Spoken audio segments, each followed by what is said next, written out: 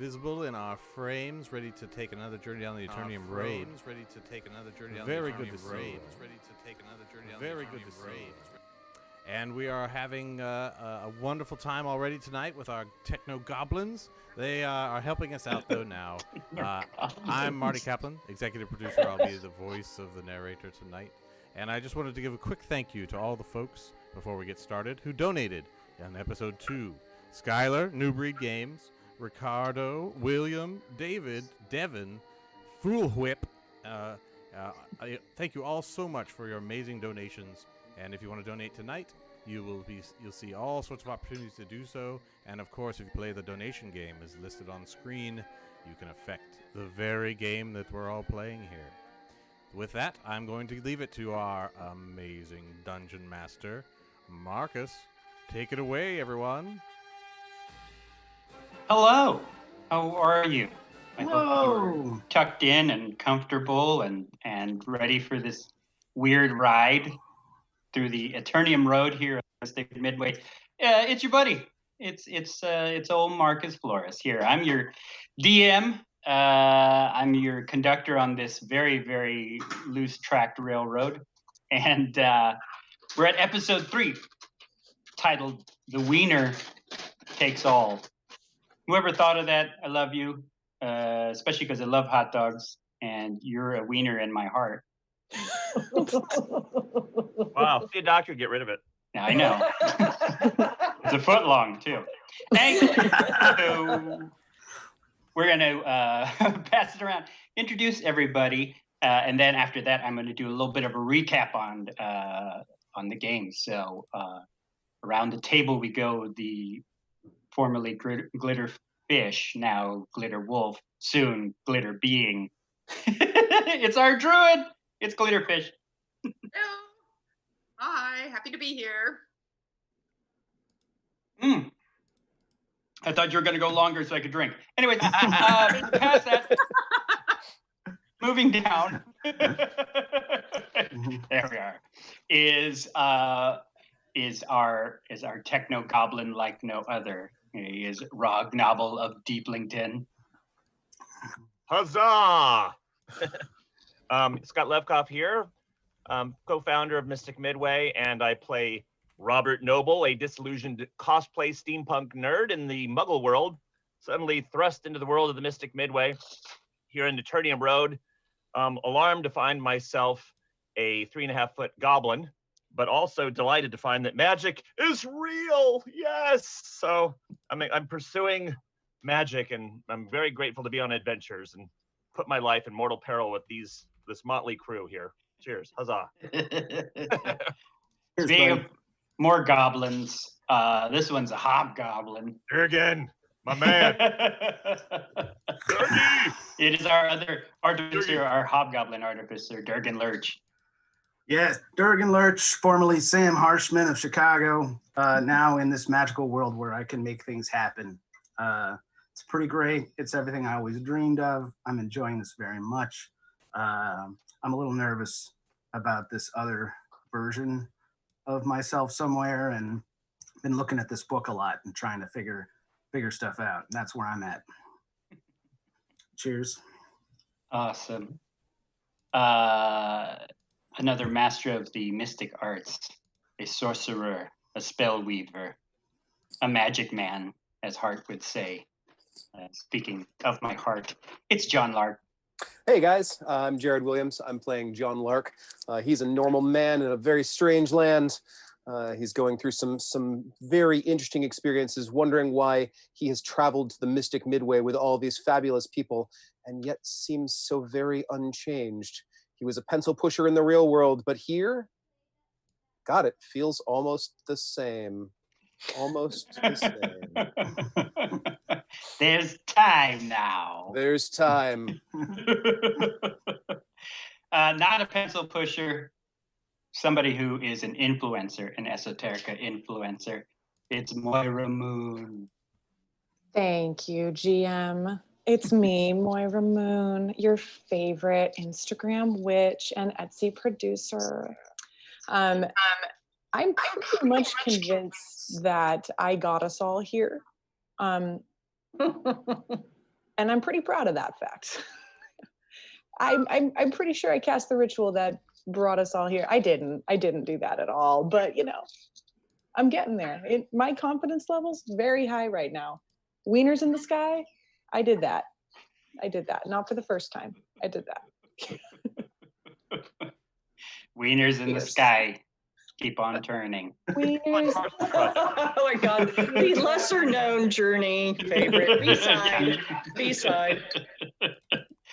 Hey, enough with these wieners. Let's get on to one of our favorite paladins who teaches us love and trust through discipline. It's Dame Harlow. Oh. Hello, I'm Lisa Hyde. I am, as Marcus said, playing Dame Harlow, your friendly, lovable paladin and dominatrix, part aquatic, stalking animal shifter. And I got to use my violet wand last week, so I'm feeling pretty excited about that. I also got to use the cube dice, which made me very, very D6. happy. The Yes. D6, there we go. Okay. I don't know that I learned D20. I've got that memorized. I'll work on D6 this week. So thanks for playing. Yeah. All right. Well, that is the cast, and we'll get you to the story so far. Story so far is this group has come through a mystical, magical portal to the world of the Midway on the Aternium Road. Doing so, they discovered that their personalities and their souls have been split into two. They are currently playing the Midway's version of themselves, these powerful mystical beings of magical abilities, of fighting fortitude. Well, maybe a couple of them are fighting fortitude, I guess. There's no tank here. Maybe there's a tank. But also splitting off from them are their shadow selves, the dark sociopathic selves are out there in the world hoping to snatch their soul books from them, taking their soul books, the books that they jot down their adventures in, or the adventures get jotted down for them, and making their way back to Earth and taking their place, leaving our friends here to fade away, consumed by the story drain of the Midway. Lest you live in interesting times, my friends. Where we last left off, adventure found them in the form of a little floof goose named Amino. Amino, who is actually a powerful wizard who was turned into a little fat gray goose by his apprentice.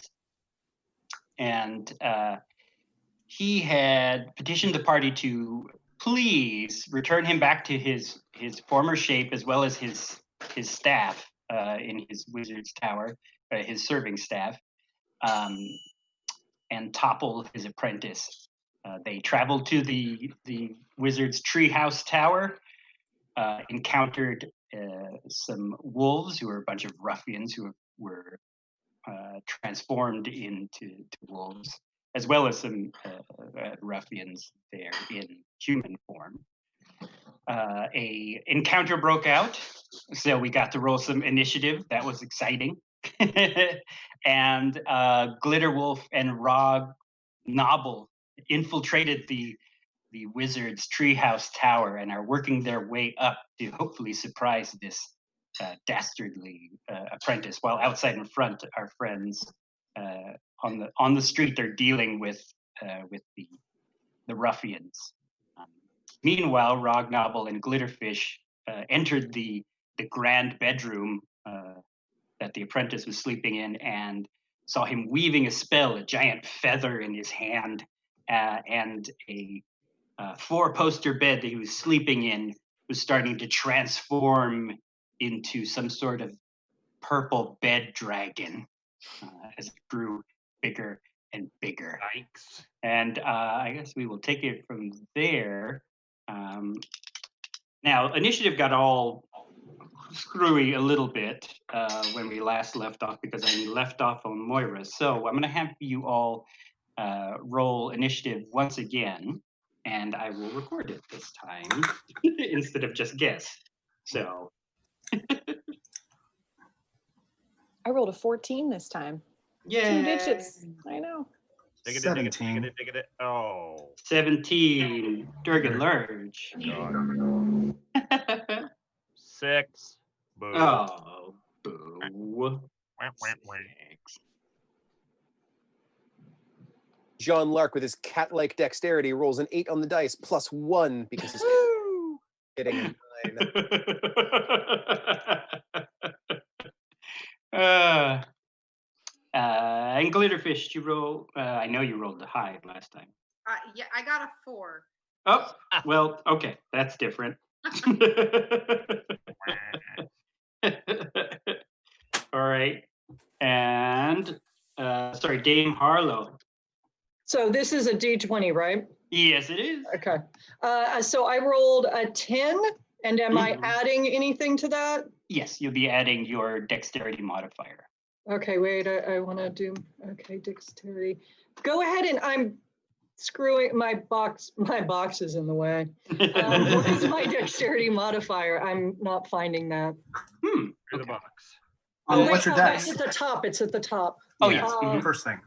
Oh, +2, so 12. All right. Look at me. Woo! We got a 12. And I am going to roll a D20 for the villainy and see what they have a +2. And what did I roll? Mhm. I rolled a 9 and got myself an 11. Mm. So first up is Durgan Lurch. You're outside. You got injured a bit. Yes. You got your shoulder kind of clunked by a truncheon by one of the ruffians. John Lark befriended casting friends on one of the other one, a short Grace Jones looking warrior woman who you became friends and you dragged. Did you drag Durgan Lurch, I believe, last time to safety? We did, yeah. Our intent was to drag Durgan Lurch to safety. I had hoped to go into the house, but as you know, that bill is going to come due in 1 minute. When Friends ends, she's going to know. She's going to know that you cast the spell on her. Well, I can pull away and kind of get myself out of there. I'm not down for the count yet. So if it feels like everyone's kind of pulling back and trying to reconnoiter, then Durgan's gonna pull out. He'll pull back. There's a bunch of guys still laying on the ground from all the hat dags, right? Like a lot of them had slipped, and a lot of the wolves were distracted. They're currently consuming a bunch of the hot dogs, which rained from the sky thanks to a visitation of the Hobo King, who changed the atmosphere a bit. all right. And Durgan Lurch, what are you doing? You kind of are still conscious. You're being dragged kind of by your clothing to safety by this rather muscular stranger and John Lark, who seems to be friends with John, but doesn't really respond well to you. I'm like, what are you doing? What are you doing? I thought we were fighting here. And I start to charge up a little bit and cast heroism on myself. Oh. Heroism gives me an extra 3 hit points like every round, so I can like take some abuse. So he's looking like ready to fight. He's letting him pull him back because he's not gonna like be that much of a pain in the ass, but he looks like he's like, come on. Come on. He's fighting it off, right? So he's building up. Nice. Okay. And they're dragging you back. Next up is Miss Moira Moon. What are you doing at this? There are several ruffians on the ground, slipping and sliding in the hot dog water, trying to upright themselves. And there is one more, I remember, that is up, wondering what his coworker is doing, being friends with you all, looking a little mystified. But you had called a challenge out to the apprentice himself up in the tower. You see his shadow up there, and he seems to be weaving some sort of spell, and there's something in the background in the light of the bedroom that seems to be growing. Oh, I'm gonna fuck him up. I'm gonna be honest. Moira Moon is barely even paying attention to her fallen comrades on the ground in front of her. The rain of hot dogs, the rain of wieners is so overwhelming to her senses that nothing else is really coming through except the wieners, the Moira, and that shadow up there in the tower. And I'm wondering, can I cast a witch bolt to hit that shadow up there? Can cast a witch bolt to hit that shadow up there. Oh, I'm gonna hit that. I'm gonna hit that gosh darn shadow. All right, let's do this thing. I'm rolling. Get it. I rolled. I mean, it's a 1d12, and I rolled a 9. Yeah. I think that's pretty darn decent. I must have switched dice with somebody.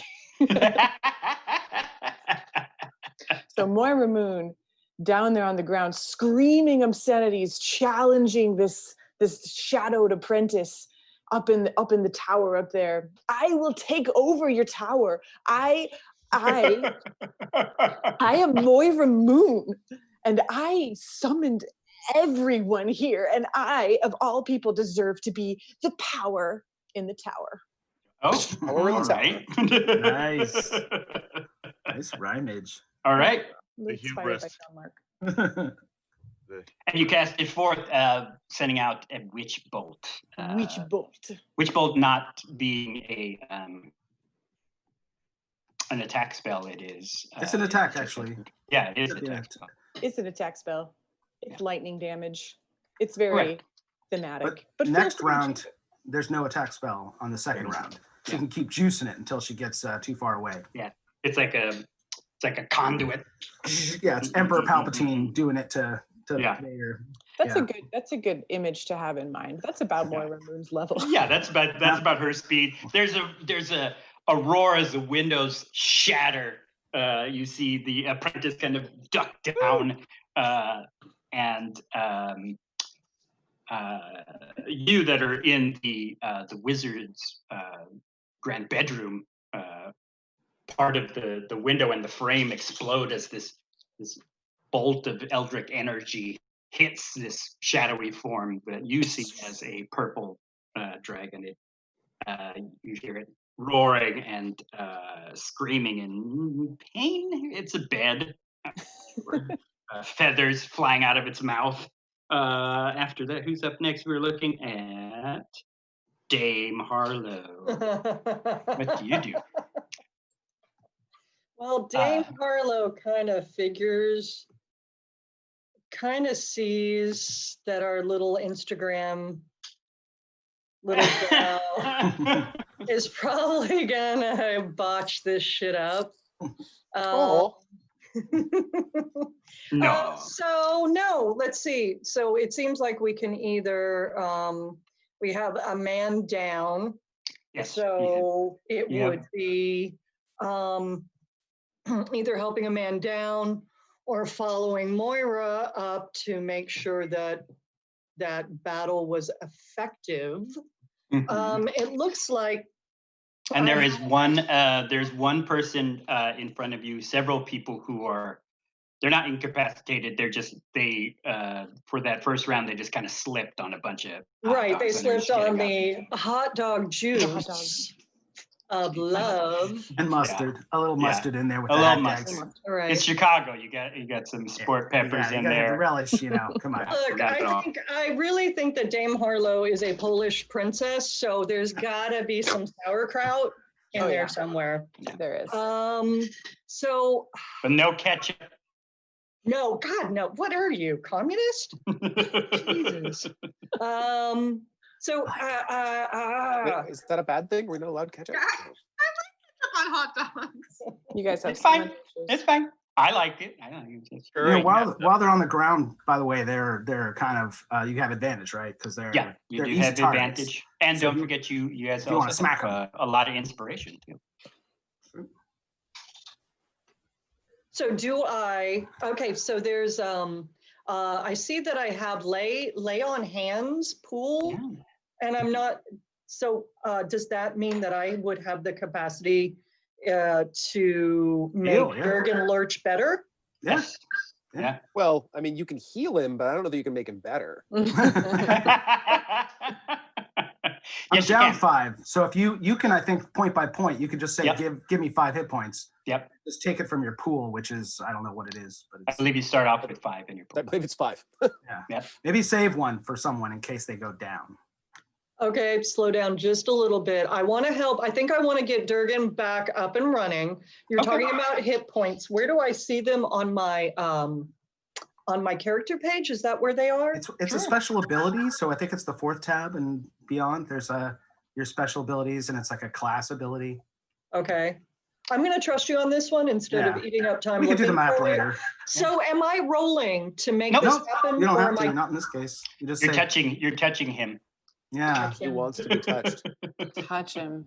But consent first, Durgan. Yeah. Do I have your consent to touch you? Yeah. I mean, I already got kind of brought back, so I'm all into it. I'm ready to fight. So if you're gonna charge me up, I'm gunning.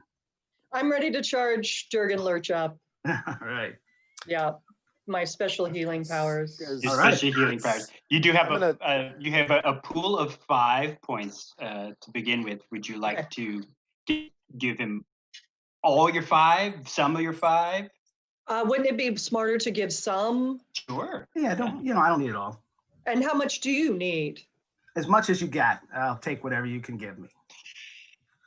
Are you that smile? Are you fucking with me?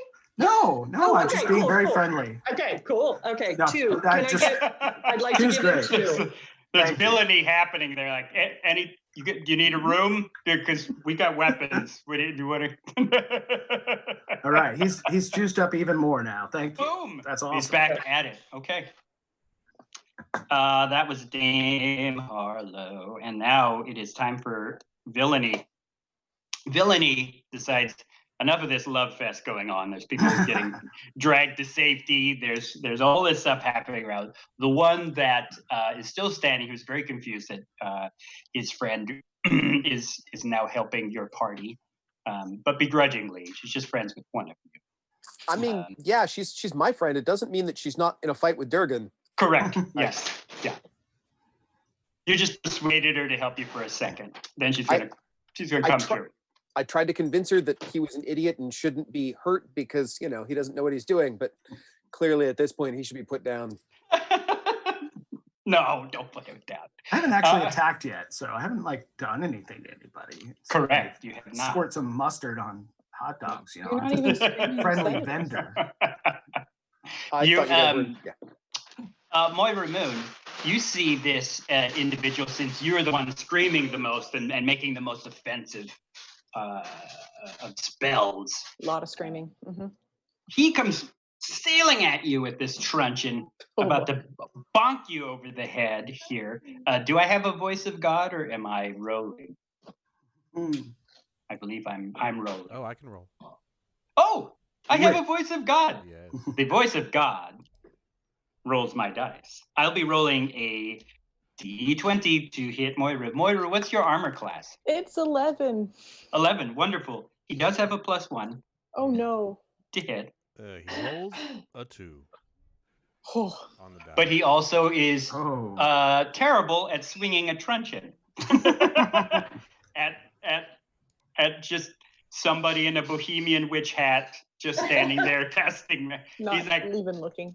oh, It's you're the witch gonna, hat that does it. woo, you're gonna get it, lady. What's happening? Anybody? The others spend their action getting up, and I am rolling to see if the wolves. Last time they needed to make a will save of 14 with my D20. I'm going to roll. They have a will of +2. What did I roll? That's a 14 on the die, so 16 total. Oh my goodness! Now the wolves have scarfed down enough of this business, and they are growling and are advancing upon you. But everybody's spending this round kind of getting arranged, getting up in motion, burping hot dogs. But meanwhile, up in the tower, our our wizard's apprentice has been casting this spell. The dragon roars in pain as it's been hit by this eldritch energy. It's actually still getting electrified. He's screaming for it to move. So I'm going to see if he notices Glitter Wolf and Rog Nobble. Glitterfish, could you please roll a d20? Add your you may have stealth upon your sheet, I believe, as a wolf. I have a stealth thing, but it's +0. Right, but as a wolf, you may have more. Yes, as a wolf, you have +4. So just roll a d20. We're going to add a 4 to that. So versatile. Oh, I got a 16. Oh my God, and a 20. Wow. All right. Well done. Oh, okay. Well, An unnatural Glitterfish. 20. Get a wolf. Voice of God, roll a really good d20. They haven't missed yet, so I can't use my advantages yet, or my inspirations yet. A 1 on the die. Oh, Damn. God does not like you.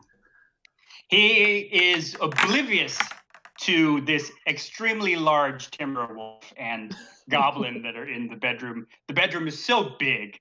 There is so many pillows gathered all around. He is oblivious, and he's trying to calm down this beast. So he's trying to get up on one of the, trying to ride it, but with a 1. No, I'm saying that he's just, he's spending most of his time trying to control this creature. So that will be his action. I forgot to do that outside. Outside, the warrior woman that was helping you, John Mark. Grace, Miss Jones. The spell does not work, Miss or Jones. does not fade away. No, not just yet. I think it's 1 minute. Yeah, it's 1 minute, so it's going to be a while. And she is mystified the voice that of she the is even dragon. helping. Yeah, there's the voice of the dragon. Yeah, I actually have to think of some voice of a dragon, or I don't know. It's a bed, so does it? It just creaks a lot. Mm-hmm.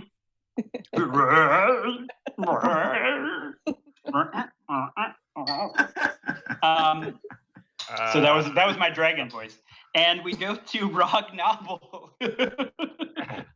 Yeah. So, am I? Oh, Could sorry. I We're going to John Lark. I'm sorry about that. Okay, never mind. Sorry about that. Then Rog. I'm just drinking. Keep drinking. John, what are you doing? You see your new friend is questioning why she is not hitting this person with a cudgel.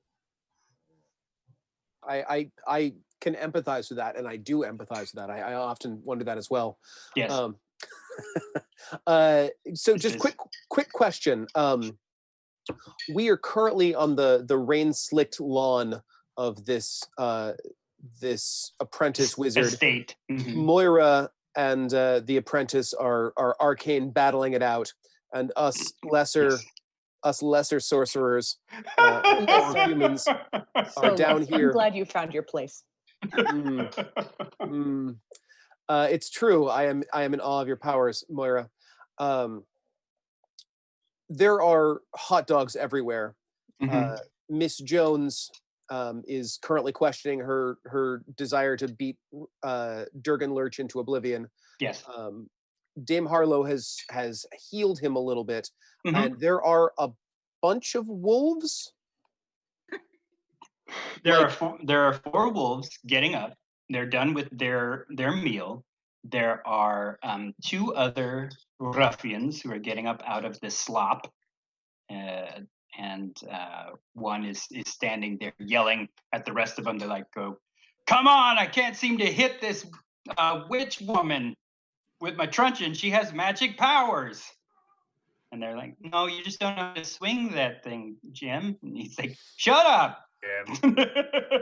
All right. I go to the batting cage once in a while, guys. I'm gonna try and I'm gonna spend that inspiration that I had. Yes, sir. And I would like John Lark is one spending an inspiration. my only inspiration. One particularly large, fat sausage, a kielbasa, if you were, Correct. to fly down and just flop into the middle of the ground. Its girthiness flexing. There's this thing to land there in all of its immense glory, near John, near all of us. Yes. And John is going to pause and look around and scoop the thing up. And as he does, It's immense. It's the size of a baby seal. let's not make it too heavy because John's a little bit of a weakling. And Oh, I'm sorry. we got to get some range here. Like newborn seal. Baby arm holding an apple. Yes. And John is his voice is going to take on this odd timbre, like everything changes just a little bit, and he's going to cast a spell, and by casting a spell, it's just the timbre that he casts, or his voice changes, and the spell he is casting is called Distort Value. And Distort Value doubles the value of any monetary object a person holds. But I mean, I could assume that it would also make something more desirable, like a massive kielbasa or some equivalent. Yeah. And he's gonna say, fuck, this is what they've come here for. It's this sausage. This. And say it really loud. And when everybody looks, the power overcomes him, and the kielbasa just glows and grows, and he's gonna fling it as hard as he can. Yes. Which isn't very hard because he's not a strong man, but it's away from all of us and over there, and hopefully down a hill, which is also slicked with meat juice, so it just slides away, and all of the wolves and anyone that is interested realizes that is the meat of power, and it's there. Flee, or sorry, I don't mean flee. I mean desperately get a hold of it and I don't know, fight over that meat. Fight over that meat. I gotta get my hands on that hat tag. I kind of want it Spell too. called mansplaining. Mansplain. It's mansplaining. Freaking amazing. Okay. I never seen a meat like that before. Well, Jerry goes after it too, apparently. I mean, who knew? But I'm rolling. I guess I'm just gonna. I'm gonna have to call that a persuasion, but with advantage. All right, I got it. A persuasion with advantage. Well, I can also lead my psychic powers into that. So it was with an additional 1d6 on top of it. Okay, gotcha. So let's see, persuasion roll. I'm +5. Turns out John fighting over a hot dog. That's the D&D game here. We're fighting over a kielbasa. You wrote the story. I know. It takes all, man. It's the one true kielbasa. Oh. One franc. Oh boy. One franc. It's a natural 20. No! And I am +5, so that is a 25 on the dice. Wow. Oh my God. This is the best moment of my life. Oh God. Are you kidding me? I'm feeling a twinge up in the tower, and I don't even know why. Jeez Louise. Feeling a certain tingle right about now. Spectacular. It's the sausage of power. You know the street, the the woman who's the sausage of street, power. like, where are all her parts? Yeah. Like, So are they nearby? Precious. So son of a bitch. Yeah, it's cool. It's so this amazing. I mean, none of you, including the wolves and the ruffians, have ever seen a kielbasa this perfect. Like the skin looks like it's got a perfect tiny apple red snap if you burst into it. Oh, the spices are beautiful. And John flicks this thing out of his hand, this impressive sausage. You think it's a cartoon at first because you can't believe it's that big. It goes sailing like a trebuchet has launched the world's most beautiful sausage down the hill. Natural 20, Jesus Christ. So, and I, for one, do play with the idea that 20s and 1s are crits and fumbles in almost all rolls. So yeah, I'm not even gonna roll for them. They all go running after it. They all go running after it because I was going to tear you apart with wolves, but instead, they all go running down the hill off of this estate. Not the wizard or not the apprentice or the dragon, but those that are on the lawn go running after it. And that does include your new friend, who is very, very convinced that it was meant for her. And she says, "I'll be back to speak with you." And she is, "when I retrieve your sausage." And she goes running down. And so the field is clear. Unless you want to run with the gang too to eat a sausage, but I have a move action at this point. yes, you may move. I am so motivated by this. I think I'm actually like 5 feet towards the sausage. Before what you am I doing? realize Wait, what am I doing? You've done that. Yeah.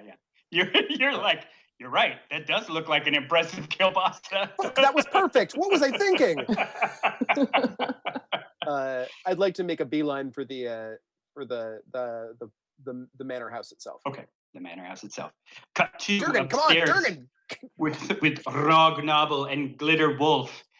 What are you doing with Rognobble? And then after that, we cut to Glitter Wolf. So, Glitter Wolf, you ready for this? I'm ready. You smell the most amazing sausage, but never mind. Don't give into it. So, Game Master, what did I see of Mora Moon's actions? You saw an eldritch bolt of energy smash through the window from what you believe is outside on the lawn, come into the bedroom and hit this purple bed dragon, this drake. Feathers and linen are flying everywhere. What you believe are probably its innards. Mm-hmm. Pieces of wood fly off of it, and it is still being hit by this energy, and it's trying to maintain its composure. The apprentice is waving this huge feather around, saying, Serta, calm down."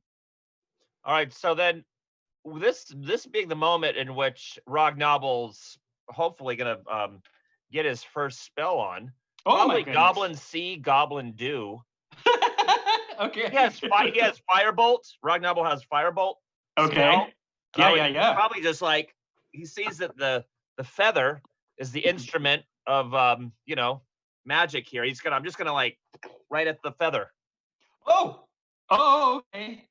Interesting. Yeah. Give it a go. Yeah, do it. Because he's like, first time here in this weird new world. He's like, okay. He saw a bolt of light. Right, he feels the energy. Is it a spell through him? Is it through any of the gadgets in his hat? Yeah, it probably comes out of the right out of the goggles or something. Right. Let's get cosplay on. You know what I'm saying? It's like, come on. Like, let's do this thing. So yeah, there it is. Good flames coming out of his eyes. All right. What do I roll here on the sheet? So Spell attack. On your sheet is just like a spell attack. Spell attack. Here it is. Okay, Firebolt. Do I hit DC or effect? Hit DC +4. Yeah. So it's you're like you would say like a missile attack, and then right. You're hitting him. I will give you his AC is well, it's the feather, not him. Let's call it 12. You're trying to hit at 12. Okay, so I'm gonna roll on the +4 on my sheet or the 1d10. +4. 1d10 is your damage. Yeah, 1d10 is the damage. +4. Okay, here we go. I'm rolling. All right. Oh, okay. So 5 + 4, 9. No, just fires a little wide as his hands are flaming around. You feel, ooh, you missed. So I am going to use one of my inspirations. One of my inspirations being that I'm going to enter a little small complication into your life. A little small complication into your life. It's already a small complication. It is they both see you. Both the Drake and Dim see you. This thing blasts by him. He gets the feather. It is not his turn yet, but he does see you, and he says, "Intruders! Intruders! You're in my bedchamber, intruders! Serta, regain your senses." So maybe that'll be. Actually, you know what? That's going to be the small complication. Seeing you is no big complication. It is that your witch bolt is sputtering, Moira, as you hear a voice in the back of your head and says, Now, let's not use all your gifts." And it kind of sputters and weakens a bit. We have a $25 donation from Admiral Teach. That'll be some sort of cameo. Oh, okay, and that's going to be even more of a cameo from this voice then. So it's DM's choice of our cameo then. Right. All right, let me jot that down so I remember. Okay. So he sees you and he says, "Serta, get them!" But Glitterwolf, it is your turn. Well, so naturally, I'm going to jump in and save my friend Rognobble. Okay. What are you doing, Wolf? Glitterwolf? Well, I'd like to go and try to attack them to keep them away from him, and Correct. we can escape. Should I roll something? Yes. So you, because you're a wolf, you have a bite attack, which gives you +4 to hit. You're just rolling a d20. Are you trying to roll? I mean, are you trying to hit the wizard's apprentice or the Drake? Probably the Drake. He's the more powerful. Okay. It seems to be, yes. Right. So you're gonna roll. You get a +4 on your d20. You're trying to hit target number 15. That is its armor class.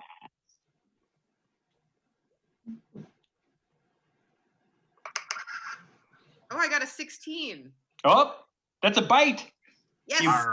Bite that bad boy. Now, here's the difficult part that you may not be comfortable with. Your damage is going to be 2d4s +2. D4s are these weird triangular dice, which you may not have. So if you'd like, I can have the voice from beyond roll. Let's do that. And a wolf bite also has a chance to trip. To trip and knock things down prone. Yes, exactly. So the target needs to make a strength saving throw. Yes. It makes a 14. Well done. Okay. The D4 is 2. It's 2d4 voice from beyond. 1, 2. And a 1. Oh. 3 + 2, you give it a 5. It's great. You get this taste of varnish in your mouth as you bite into one of the clawed wooden feet of the bed. It bellows, or it creaks. Sorry, you hear this spring go going. Being very, very angry at you right now. So that is your go, and it looks like we're going to be at the top of the round with. Wait, I have a question. Yes. Mm-hmm. So was I able to save my friend? You were. Okay. Well, I mean, you currently are. Yeah, you're distracting it by you bit it, and it is concentrating now on you more than he. Oh. I see. So so now he has a chance to escape while I fight it. If he'd like to escape and leave you there, but he can. Yeah, I will leave that up to Rob. Okay. Durgan Lurch, it is your go as we are at the top of the round. You're still outside. Right. Undisturbed by now as everyone is chasing a kielbasa down a hill.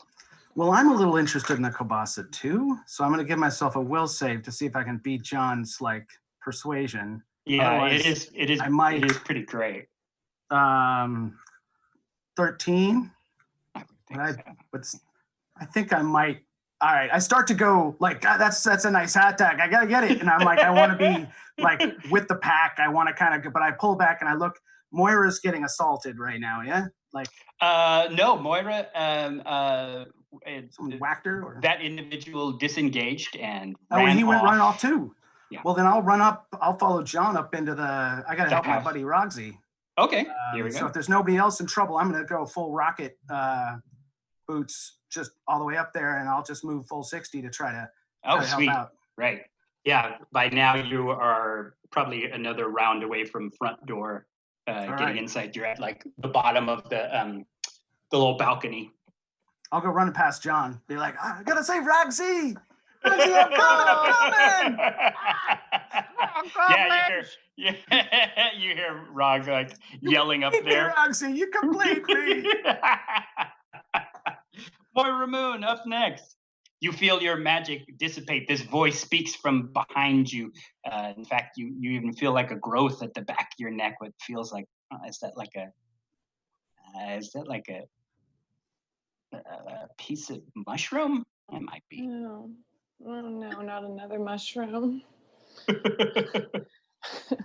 I'm gonna run and catch up with John Lark and say, no, stop moving. Can you look at the back of my neck and tell me if there's a mushroom that's talking to me back there? Stop. I need you to stop right now. I need you to do what I'm telling Moira, you. no, this is your power moment. You got him. No, is there a mushroom, John Lark? Is there a talking mushroom? Just John is fine. Look at the back of my neck, you I'm looking. insipid little man. You're fine. The back of your neck is great. Yeah, you do see just a hint of what would be a hen of the woods mushrooms. You know what it is because Oh, John probably spends wait, what? some weekends foraging in like Larkspur or something like that. Hey, it's a really meditative hobby. Hiking It is. healthy and like It is. a little foraging. It's nice. I know. Yeah.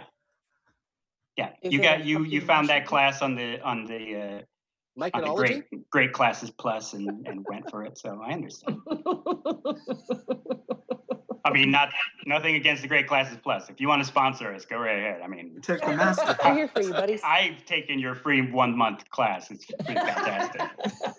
Moira, wolves. I'll look at your neck, back of your neck in a second. Wolves. There are wolves out here. Fucking wolves. Mushroom. I need to, does it have a tiny mouth? Like it's talking. Speaking of which, where's Froggy? Who's carrying Froggy? Oh, there he is. Frog is Okay, fine. cool. Oh gosh! Shut up. God, you're slimy. Okay, everyone just follow me into the tower then. It's awfully peaty under here. Shut up. Just What kind of conditioner do you use, Bog? Oh. no, I don't. Okay. Whoa. And if you put that mushroom there, you little piece of shit, I'm going to get very French on your ass, okay? Oh! Ooh. Oh no, don't do that. I feel like you're, believe it, okay? Just don't doubt me. Everyone, we're going to the tower now. Follow me. Get behind me, John Mark. More Rune, you are using your actions to be running and talking and touching Yes, I'm running hen of the everyone woods and mushroom. then making them line up behind. I'm Okay. assuming that people are going to line up behind me Okay, and gotcha. go into this. It's going to work that way. Okay, It's gotcha. great. Right. So watch. after that is Dame Harlow. You see the gang start running into or towards the treehouse tower. The gang of the ruffians and a few of the wolves have run off to chase the kielbasa down a hill. Okay. The bad guys have run after the kielbasa. We gotta figure out what happens when they get to it, but yeah. Right. I gave Durgan Lurch. That'll be something I'll be using with my advantage. Yeah. I gave Durgan Lurch a little oomph last time. I'm Yeah. oomphed. Little I'm well oomph. oomphed. You were Yeah. well oomphed. You did say your laying on hands has a very euphoric feeling. Almost orgasmic, some might say. Well, I'm also self kind of induced because I have the heroism going, so I'm at 13 hit points now. I'm Oh my cranked up. god, you're just cranked. So Good. I have 4. I'm like going full rat fink at this point. I'm just You have 4? What the hell am I Remember doing who your right friends here? are. yes. I don't know. We Bad decision. Dame Harlow was a little bit lost when it came to the bed and the dragon and so forth. And so we're not in the tower No. with the bed and the All dragon. of, We're all running. all of what you Towards were the tower. experiencing was You're out on following. the front lawn of the estate. That was happening up in the tower, and now Mhm. now Moira has emerged Bleeding. victorious and is running with a mushroom may or may not be coming off her neck. Pay no Yeah. attention to the mushroom.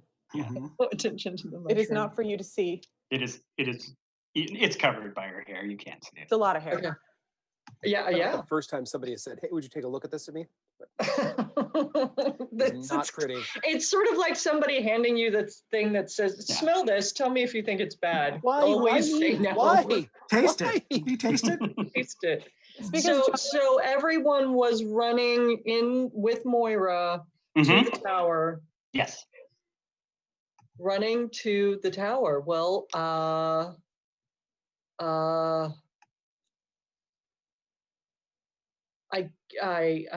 Does your shifter thing? Doesn't shifters get like a thing where they can like do some cool physical feat like climb or run? Oh no, depends on what shifter you are. no, I'm an her aquatic shifter is, shifter. So I Her can, like, shifters are expert trackers. There you Yeah. go. yeah. So unless I'm gonna, help track the kabasa, which doesn't seem all that interesting to me. Is that code? Yeah, that's in the 12th book of the Priory of Albion. The book of phrasing. Are we still doing that?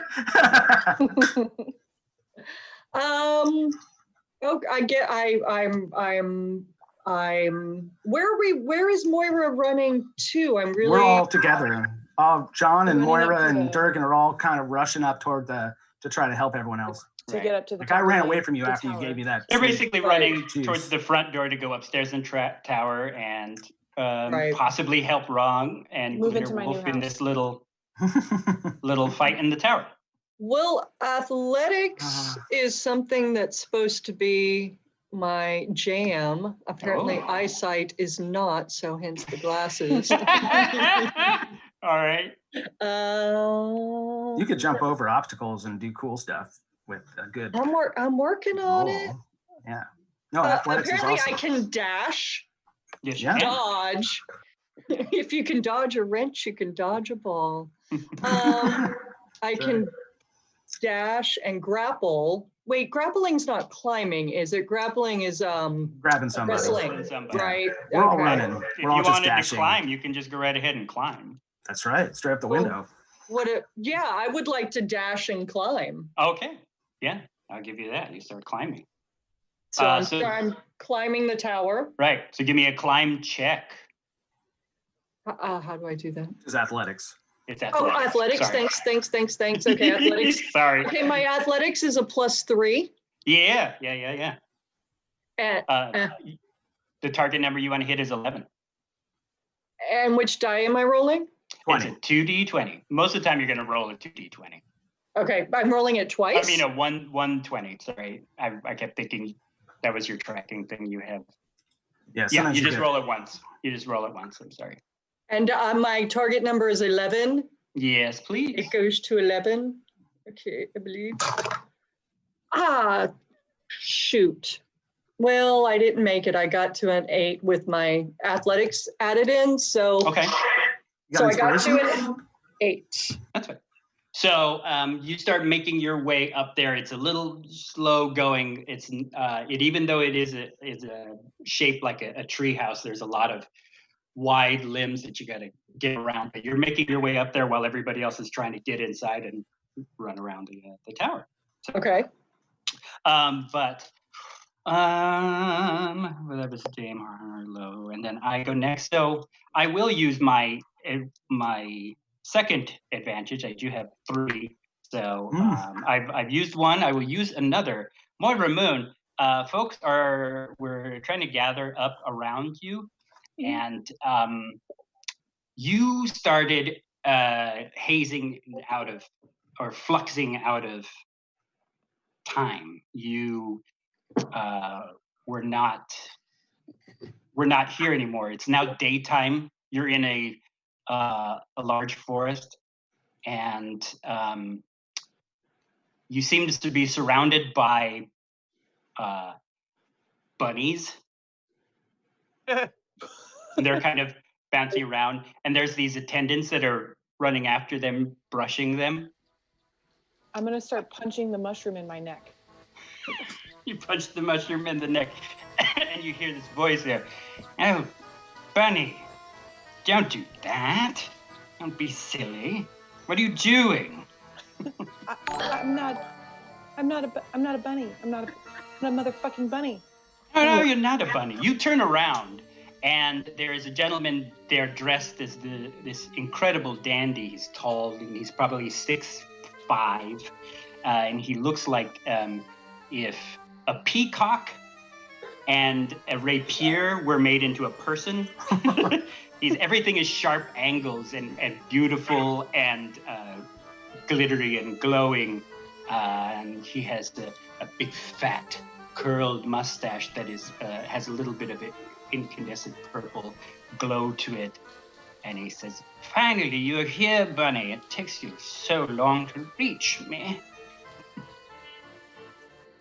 I'm in love. I really like your highlighter. That's a really great color on you. And do you use overtone on your mustache? Because it looks beautiful. And I'm not weirded out by this, by the way. Oh, no.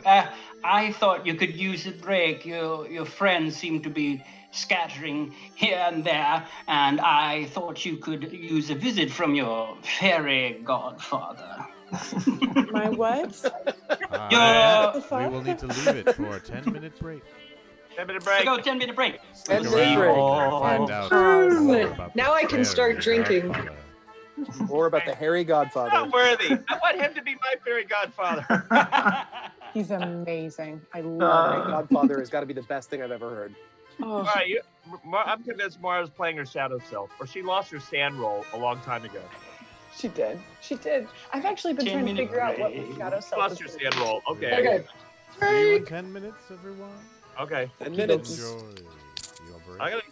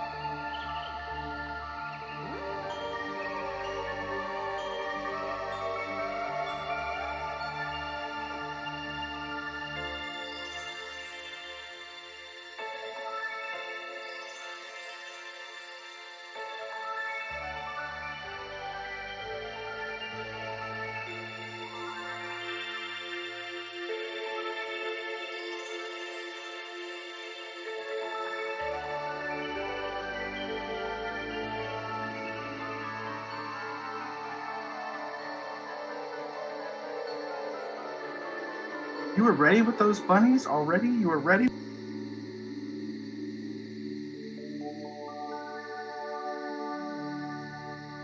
I have 18-month-old girls. I'm always ready with bunnies. All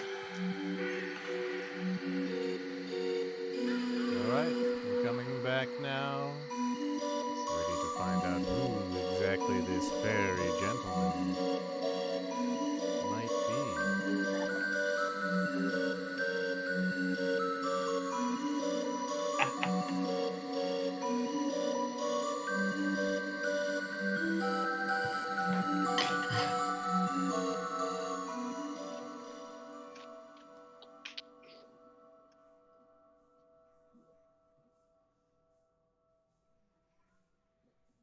Oh, well, we'll wait for everyone to come back. But in the meantime, please, we're very happy. Thank you to Admiral Teach for their $25 donation, and Jamar Smash, who followed us only 7 minutes ago.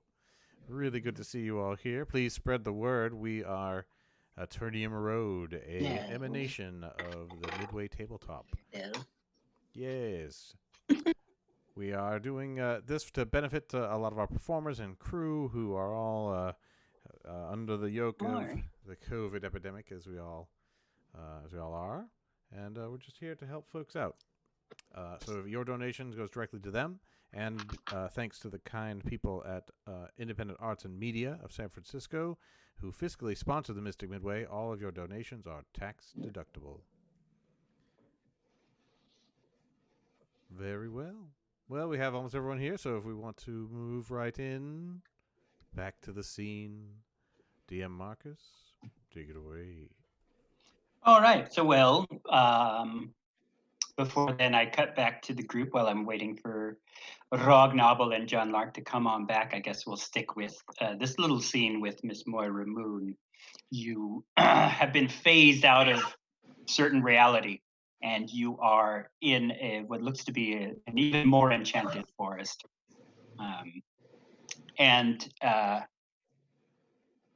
Yes, you met this strange-looking gentleman. He looks completely odd and alien. It is a human-ish person, but as I said, he is like if you took a peacock and a very, very sharp, beautiful musketeer-like sword and smashed it together to become a person. He is there. He's got a beautiful, almost like three-quarter length coat with these tails that glow like prismatic rainbows behind him. Little bunnies are all around, and these strange attendants. They almost look like caricature of little elves. So they don't look like they don't look like your Lothlorien Lord of the Ring elves. They look like tiny Santa's little helper elves, and they're brushing these bunnies. They're feeding these bunnies, and he's there, and he says, "Oh, Bunny, you finally made it. I kept putting all these hints in your storybook and everything to tell you to come join me, but you were taking quite some time, you mortals."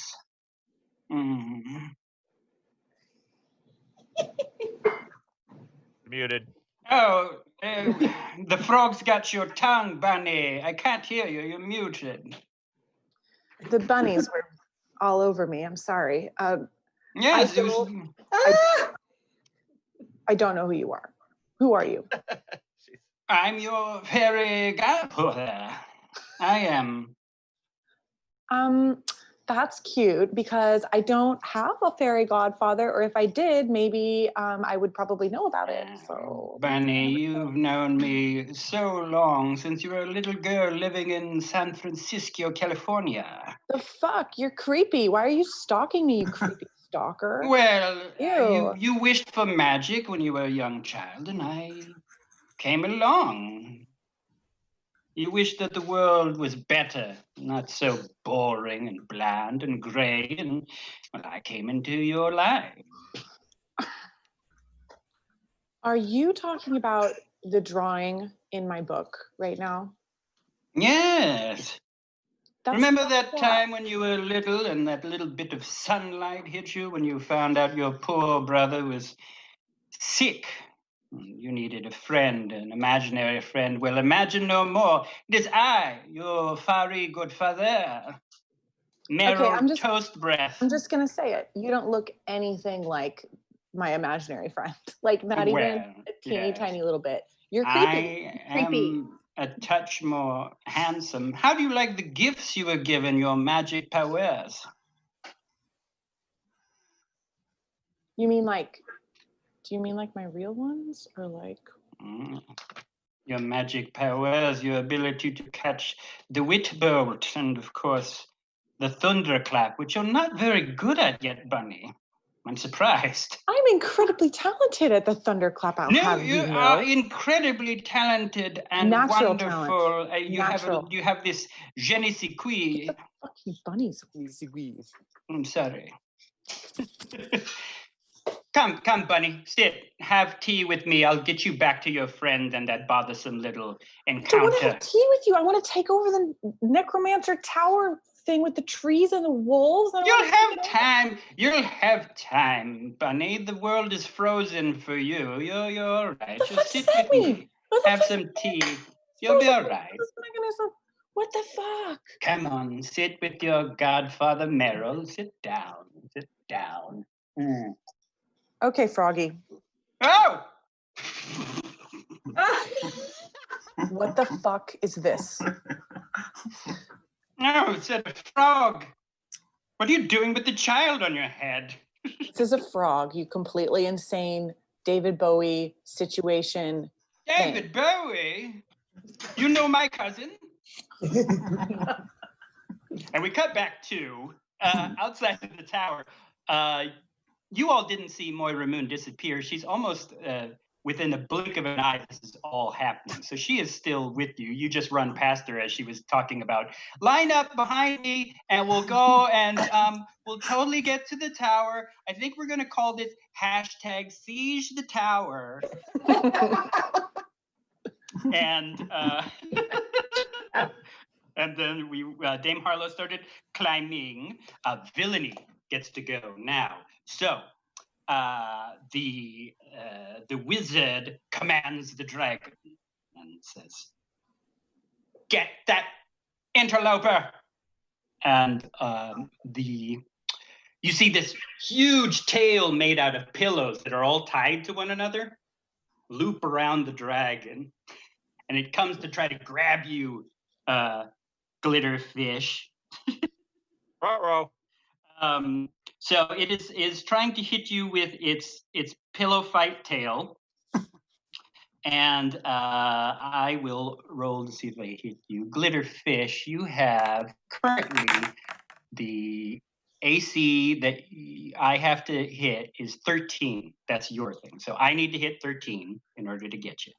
So with the voice beyond, I am rolling my D20 and adding a +4 to that. The dragon rolled a 3 on the die. Oh my. Yes. Son of a mother effer. No, I'm gonna use my last inspiration. A reroll. I'm gonna re-roll that. The dragon rolled a 12. Good. So the dragon, this big, long, beautiful tail made out of pillows tied end to end to one another, comes and wraps itself around you. You, of course, feel no pain because it's pillows. So it does grapple you up and bunches you up inside of it and pulls you up. The wizard's apprentice is going to try to cast a spell at Rognobble. Oh. And I need you to, young Rognobble, please make a wisdom save. So click on your wisdom saving throw. And you're trying to get to a 12 or more. 12. Ow! I didn't even get to say my funny part. Hold on a second, you. Oh, sorry. How do you Say it. How do you like this joke? And then nothing. Thwarted. Son of a man. Wow. I'm just an apprentice. Oh, fine. Then after that, we have John Lark. John Lark, currently, you go to the front door. It's locked. Well, crap. But you see Dame Harlow, your best friend and former Lover. Paramore. Hiking up. You hiking up left this at my house, by the way. Just hiking saying. up their Just chainmail bodice and start. Boy, a locked door. That is. Well, as an honest man, it's a thing that just stops me. I can't get through that. Right. I'm so sorry. I'm sorry. It's locked. You sure? but, Because you feel like you could easily kick that open. Pitiful human construct. -1 strength. Anyhow, but maybe I could be a platform for Dame Harlow to succeed at her goals. Oh, I'm all about platforms. so All of my life. Or the guy with the lockpicks. You can help the guy with the lockpicks. Either one, however you want to do. So you're gonna. I figured Durgan was just slightly behind me, and Dame Harlow's going up there, so I would offer Dame Harlow a push. Like she's got a foot there, and I'll just put a shoulder underneath it and try and stand up and get her up that next little step. Then, Dame Harlow, give me a roll again. Then I'll have you go as kind of an extra action. Roll this time 2 d20s, and you're going to take the best roll on your athletics test. Okay, so I'm looking at athletics, which is a +3. I'm rolling a d20, and I get to do it twice, and I get the best. All right. And 11 is what you're gonna do. So with the 1, 2, 3. So I got an 8, so I have an 11 on the first one. Okay. That's all you need. Good thing I just started drinking. I have a little sobriety. That's all you need. Yeah, 11's the best I got. I just rolled a 4, which is not going to help anyone. Perfect. You start climbing up. You start shimming up there. Ex-boyfriend, I knew I could always rely on you to have my back. So, and with that, you climb up to what is probably about the second story onto it. And there is, it's not your turn yet, but I'm just describing this for you. There is either a balcony you can hop onto and break your way through the French doors, or the actual commotion is one more round of climbing up top. So think about that, however you'd like to approach it. After that, we are at Ragnabel as this apprentice who's in the one of those long striped sleeping gowns with the hat that drips off to the side, and he's like, "How do you like that joke? Oh, son of a gun!" So the last motion was the pillow whip tail went after Glitter Wolf. You see it lift up Glitter Wolf, and this dragon-like thing has Glitter Wolf in this big pillow fort tail. Right.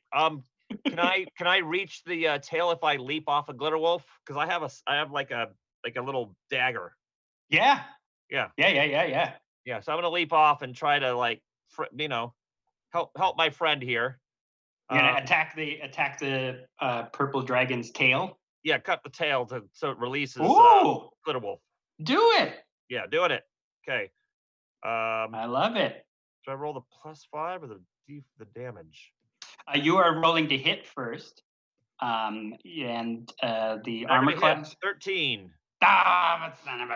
It stabs into it, and you see feathers and whatnot fly.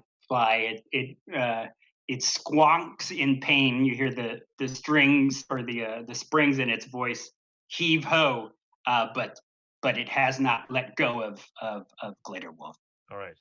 Glitter Wolf, it is your go. If you would like to bust out of this tail, it is a strength check, but you'll need a 15, or however else you'd like to escape this or bite it, or however you want to tackle it. Yeah, I want. Okay, you bite it. Like Bite a that dog bad with a boy. pillow. So, you know, like you leave a dog alone with a pillow for a few hours, you come back and there's feathers everywhere. That's what we're going for. So do I roll something to see how effective I am? Yes. I'm gonna I'm actually gonna just let you get a just to see if you go through. Roll your two 20s twice and take the best one. You're so wrapped up in it that it's gonna be real tough to miss it. So My 2 20s? What does right. that mean? So my- you're attacking. Yeah, you're rolling twice and taking the best one, and you'll be adding a +4 to whatever that roll is. Got it. Target number you want to get is 15. Okay. Oh. Well, I got a 2 + 3 = 5. Okay. You got 2. Roll again. And then roll another one. Yeah, Okay. you're rolling twice and taking the best result. Got it.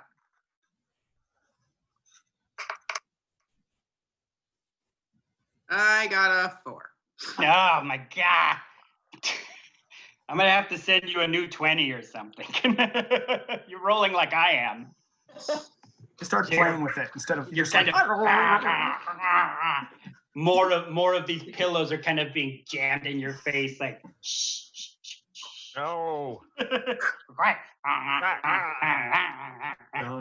It's Egyptian cotton. It's the thread count is so tough on these things. At the top of the round, it's Durgan Lurch. All right, I got this. I pull out a Slim Jim out of my pocket, and I'll throw it into the door and try to like kind of jimmy it Pop it. open. Yeah. Yeah, I got this. Don't worry, it's fine. I got it. Okay. I got an 18. So Pops open. Yeah, 23. Yeah. Yeah, pops I open. crack it open. I open it. You see that it's locked, but it's not like it's a wizard's tower. That's a tree house on a private estate. So it's more like just the front door of a house with a glass window kind of thing. So it could have smashed through it. Yeah, but it's a nice window. I don't want to mess that up. You know, that's a nice piece. It's good craftsmanship. Yeah, nice good craftsmanship. Yeah, I like it. They don't make it that way anymore. Yeah, They don't. come on. No, come on. Look at that over there. So I open it up, crack it open. That's my action. I'll move in there as quick as I can. Right. Try to help out. Okay, so it's going to probably take, because you're on the bottom floor, it'll probably take, let's see, it took her 2 rounds. So it'll take 2 rounds to run up to the top. You start, Nice. you see the entranceway and the spiral staircase that goes up into this treehouse tower. All right, I just hollered at Johnny. You know, Johnny, come on. Nice trick there with the big sausage. nice trip with your big sausage over there, Johnny. Yeah, I never seen so many big hot tags. After that, more Ramon, we cut back to you. What the fuck is going on here, Froggy?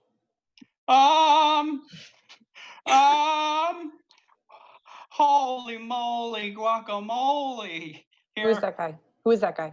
That really is your fairy godfather. He's like a Fey Lord. Okay, Mr. David Bowie, not guy. If you were really my fairy godmother. It's not David. I am not David Bowie. If you That's his Fey name, by the way. Oh my God. It's gonna be like that. Okay. Okay. Yeah. You're going back. Shut up. If you were really my fairy godfather, Yes, which is a ridiculous thing to say, of course. why isn't my brother better? Well, Bunny. And why do you keep calling me Bunny? Are all of these bunnies? Are these all people? Huh?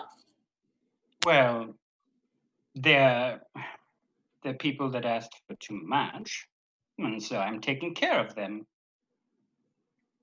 They're people that asked for too much. Like, for instance, healing my brother of Lyme disease? Would that be too much? Huh? Well, yes, that's quite a bit. for me to reach through different realities to heal your brother? I mean, if you'd want, I could, but then you'd stay with me. And be a bunny? No, you'd be more than that, Bunny. Moira, sorry, I could tell you wanted me to call you by your It's kind of a boring thing. Earth name. It's a hashtag now, so Oh, hashtag. just saying it is. Okay.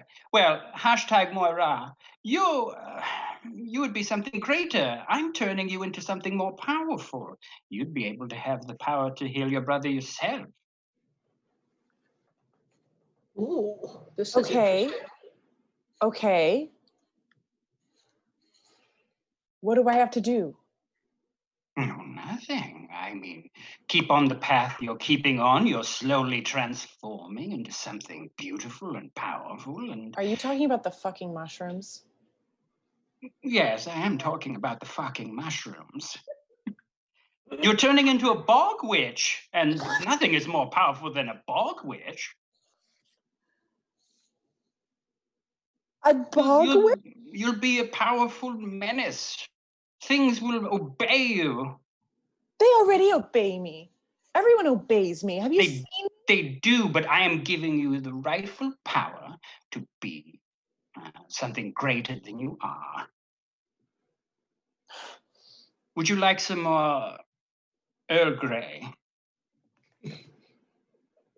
But I'll be able to heal my brother? Yes. Yes, Bunny, you'll be able to heal your brother. Lickety-split. You'll just have to stay here with me being a powerful witch. What's your name? My Fae name?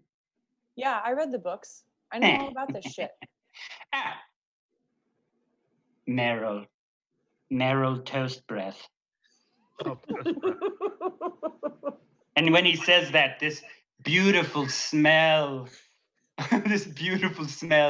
of like ciabatta toast drifts across your mouth. I do love toast. Yes, Who I doesn't know. love toast? I know you do. Everyone loves toast. With like that nice Irish butter. Yeah. Yes. Oh yeah, Kerrygold. Yeah, Kerrygold. Yes, Kerrygold Kerrygold butter. Sponsor us. Kerrygold butter. Salted and unsalted. The Goes finest great in butter. on toast breath. Toast breath. Anyways, Bunny, let's cut back to this chaos. He whips his arm across. This big shining mirror opens up and you see your friends fighting in the tower. Now, we cut to Dame Harlow. Dame Harlow, you may either jump over one balcony, kick your way in, and you're inside, but it may take you a little bit to scramble around to get in there, or you can keep climbing up, and then I will give you an action as soon as you make your climb check. You'll be able to get into the fight. Okay, and those are the two decisions I have. Okay. Yes.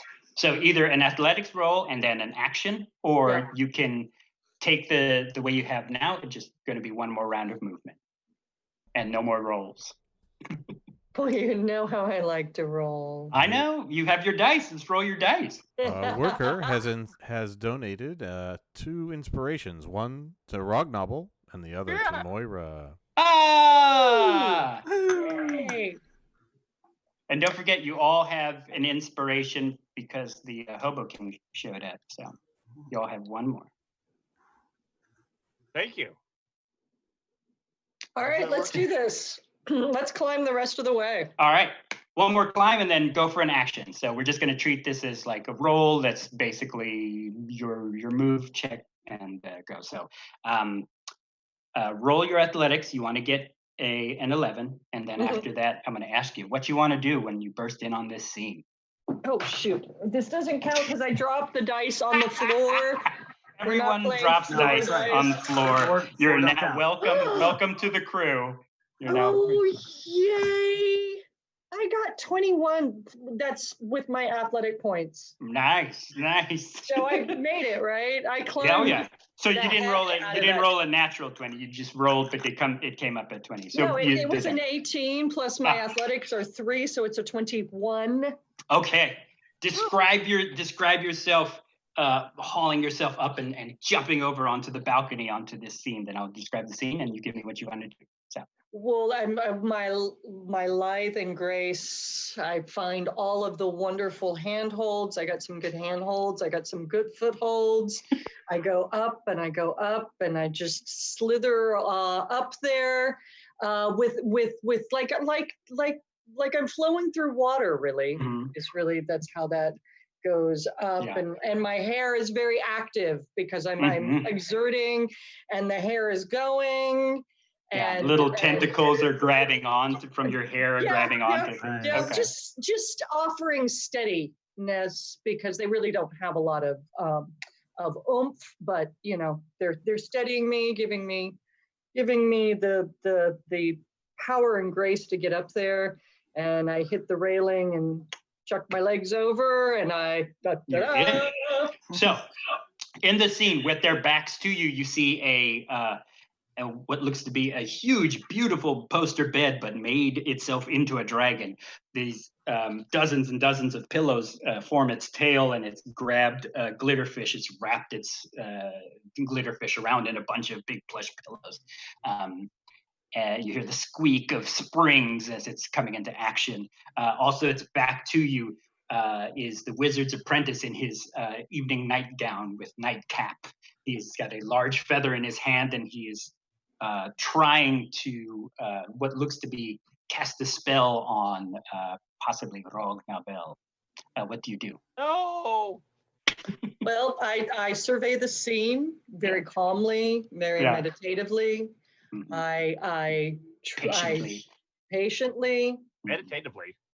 Meditatively, really, not patiently. I meditatively. Knock that bitch out. I'm trying to decide, am I going to use rope? Because I hear that I'm really good with, I have a lot of rope in my pack. And I hear that I'm good at knots. Of course you are. But then I also have a javelin. Yeah. And I'm wondering, can I chuck that and perhaps, slay me a dragon bed? Go for the spellcaster. Wait, what's now? What's the spellcaster? There's two people. There's one guy with a feather who's kind of controlling the dragon with it. He tried to shoot at it, but failed. Oh, that's the feather guy is the spellcaster? Yeah, he's the intern. He's the one animating the bed. Okay. Thank you. Wonderful. So I'm going with the javelin. Okay. I think that rope is interesting, but I'm a little rusty on my knots. I haven't really been restraining people lately here in the woods. So the javelin is where I'm at with that. So I'm going to go for the spellcaster. Good. Because Ragnabel yelled out and guided me correctly. All right. Yes, friend. Toss that old javelin, and the target number you'd like to get is his armor class of 14. His armor class? Oh, Yes. This is because that's what you rolled at one point to show whatever strength you have. Everybody's got an armor class. How hard is the hit? It's the target number that you use that an opponent uses to hit you.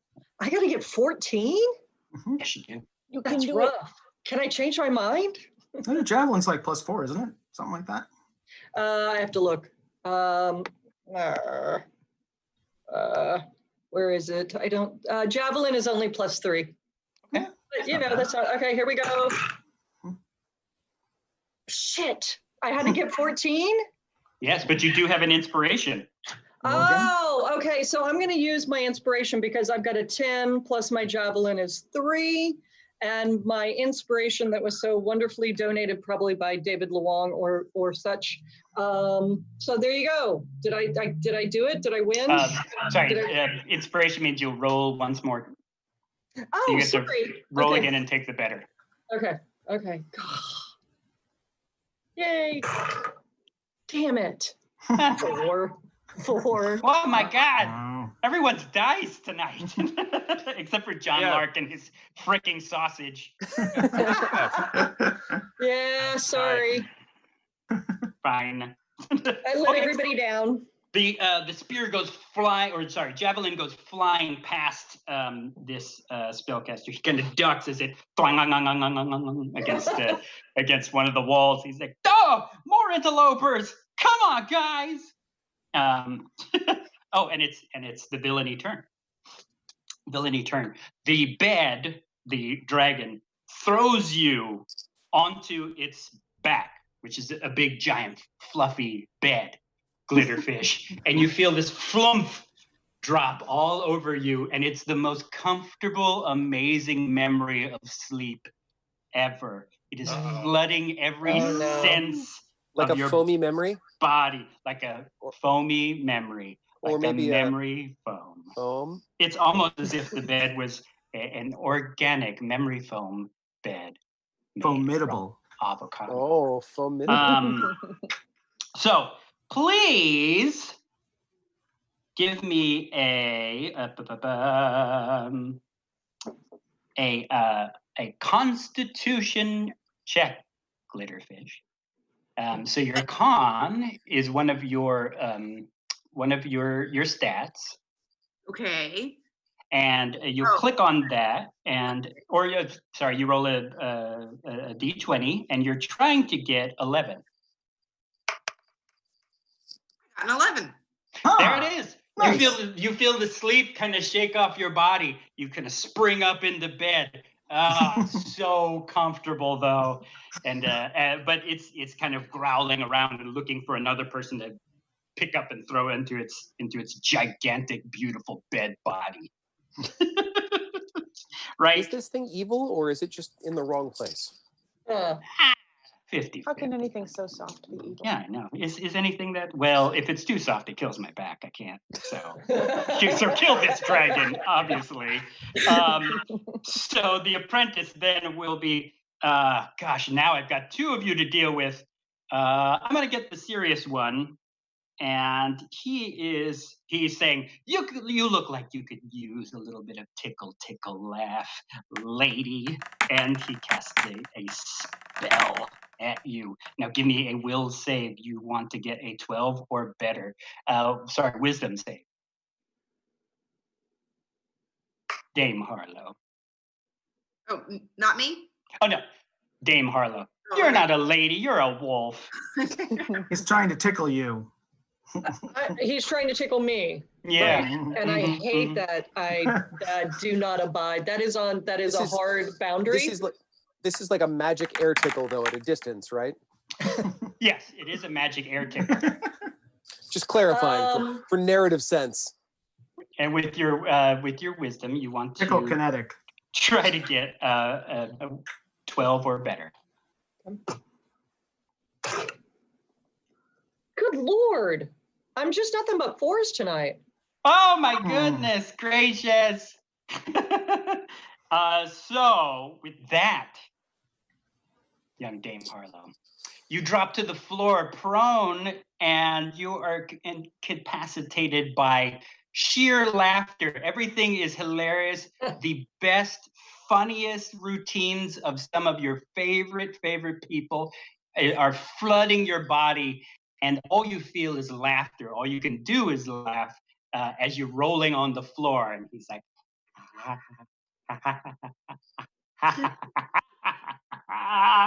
right. Dumb. We go to John Lark. So I helped Dame Harlow up the stairs, or up the outside of the building, the treehouse of horrors, as it were. Has Durgan been successful with this door? Yeah, I got Durgan the door was open. successful. I Popped it hollered. open. Yeah. You guys were running upstairs. I'm going to use a bit of speeded up time and say that you guys are maybe at the hall that leads to the bedroom. You hear Dame Harlow cackling, laughing more than she ever has when you two were dating. She is laughing. Oh my fucking so god! hard. Why don't you all be judgmental on this subject? Jesus. It's not. Okay, look, whatever. It's fine. It's fine. Well, Cool. you two had some laughs. You're fine. It's good. 2, 3 laughs. So all at once. I'd like to continue up. I'm a little off put by this, but I'll approach the doorway a little nervously. Yes. And kind of off put because there's laughter. Like that seems wholesome and healthy, and like maybe everything's okay. There's no current screaming. Feathers abound everywhere. Right. There are feathers abound. Yeah. You see Glitter Wolf on top of this dragon-like bed, trying to find their way off the bed as these pillows and sheets are trying to pull them into the bed to tuck them in to go to sleep. And the dragon itself is whipping around, snarling. Its tail is looking for another victim. On its tail is Rognobble, stabbing away. There's feathers flying. And Dame Harlow is laughing so hard on the floor. There's this man in a nightgown that nothing's on underneath that, with these great velvety slippers, and he's waving this big massive feather around. Laugh.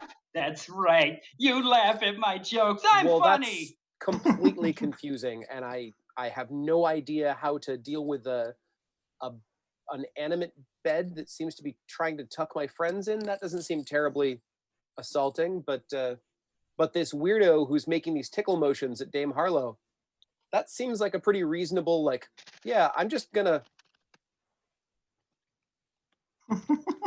I am going to step forward and try and man up for the first time in my life, hit another man. Oh my goodness. Oh my gosh. I'm gonna swing a fisticuffs. Oh. Fisticuffs. What the hell? This may or may not be backed with some power from the Aternium Road, but let's see how this dice roll shows. Yeah. This may or may not. Okay. Yeah, he's not even expecting it. So tossing the dice. Yeah. I got a 5 on the dice and a +5 to hit. Okay. So that's a 10, which I suspect is not quite enough. It is not quite enough. His AC is 14. Oh no, but here's the issue. Can I get a D6 roll from our overlord? From the voice in the sky? Yeah, I can add an additional dice to this because this is a charisma-based attack. Oh, that's right. Oh. Do we have is the voice in the sky gone?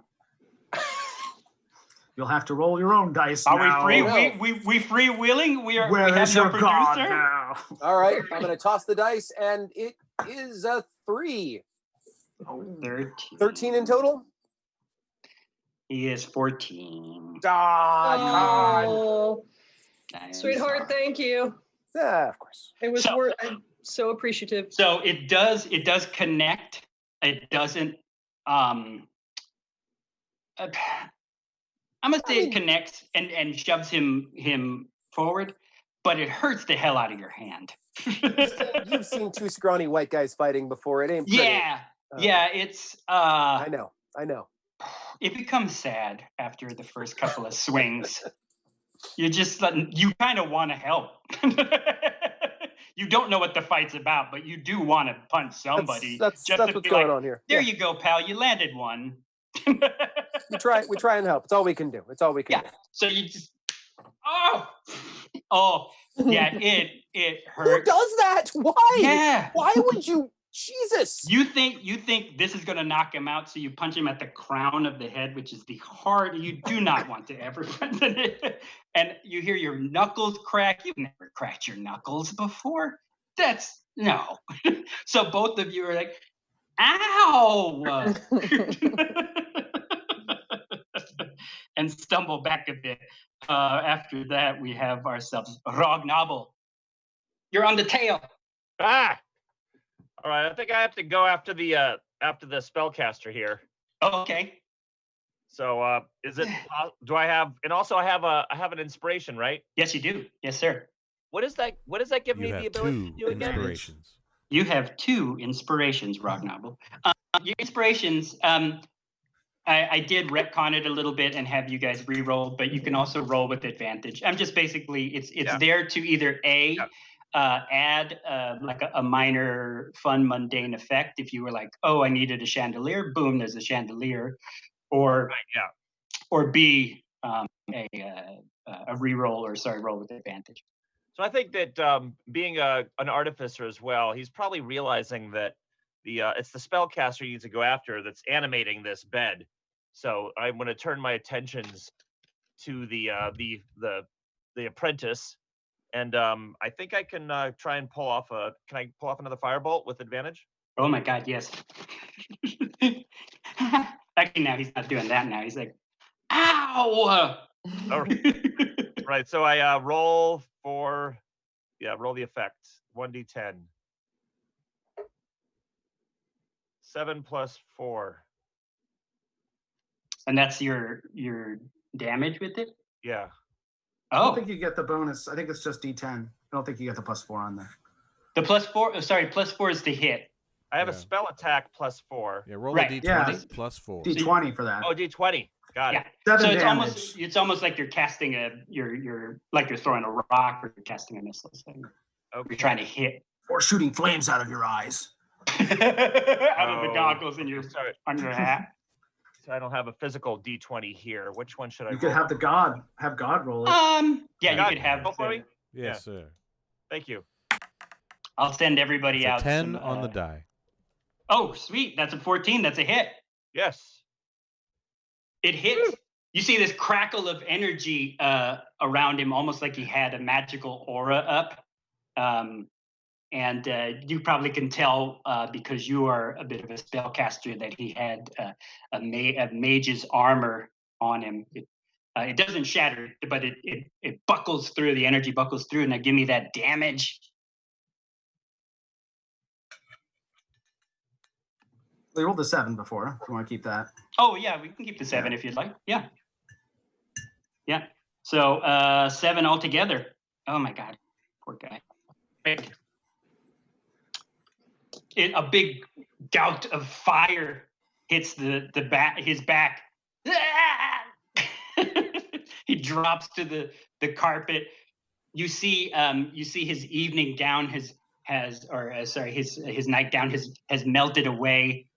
So you see the backside of you remember the old Disney Ichabod Crane illustration? Right. Yeah. That's what the apprentice looks like. So just a scrawny ass, sticking out of a burn hole. Unlike the Ichabod Crane in Sleepy Hollow, very different. No, he is no Johnny Depp. No. Glitter Wolf, you're on top of this bed. You see your friend cast that bit of fire energy at this spellcaster. The dragon is trying to tuck you into bed. What do you do? Well, I start by just kind of going in like 17 circles one way and then 17 circles. Yep. I was hoping you'd do that. Trying to get comfortable. Yeah. Finally, I'm like, oh, no, it's not going to happen. So I it doesn't feel right. Yeah, you're like, So after like 30, 40 turns, I'm like, forget it. And I decide to go get back into the action. And, So I've decided I want to jump off the bed and I want to keep fighting it some more, but I'm sick of being on top of it. I want to fight. You want to fight it or the spellcaster? You can do either one. Well, you know what? Let me go for the spellcaster now. Oh, okay. Mm-hmm. You leap off the bed at him, gonna attack him. So roll that D20 and you have a +4 to hit.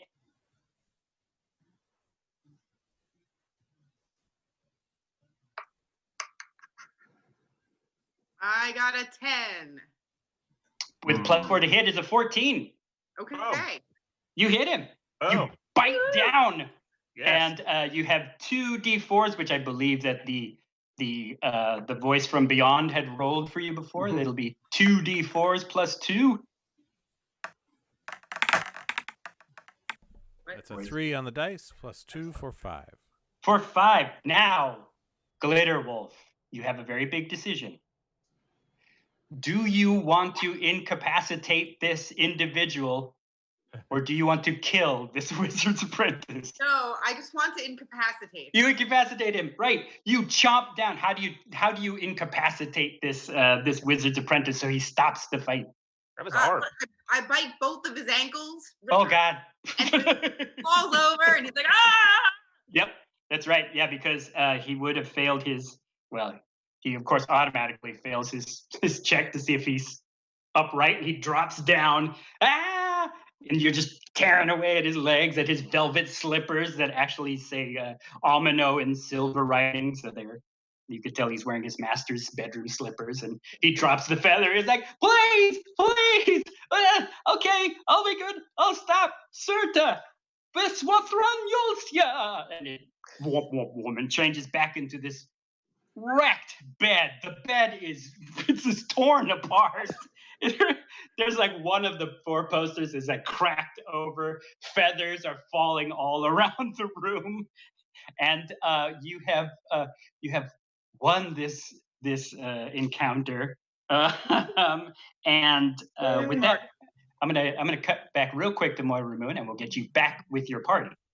So, Moira Moon, you saw all of this happening through his scrying mirror. That was she carved into one of these big, beautiful willow trees. And he says, "Oh, look, your friends have won this encounter." They did it without me? I'm sure it would have gone much quicker if you were around. I just wanted to finally meet you face to face. Face to face? Yes, face to face.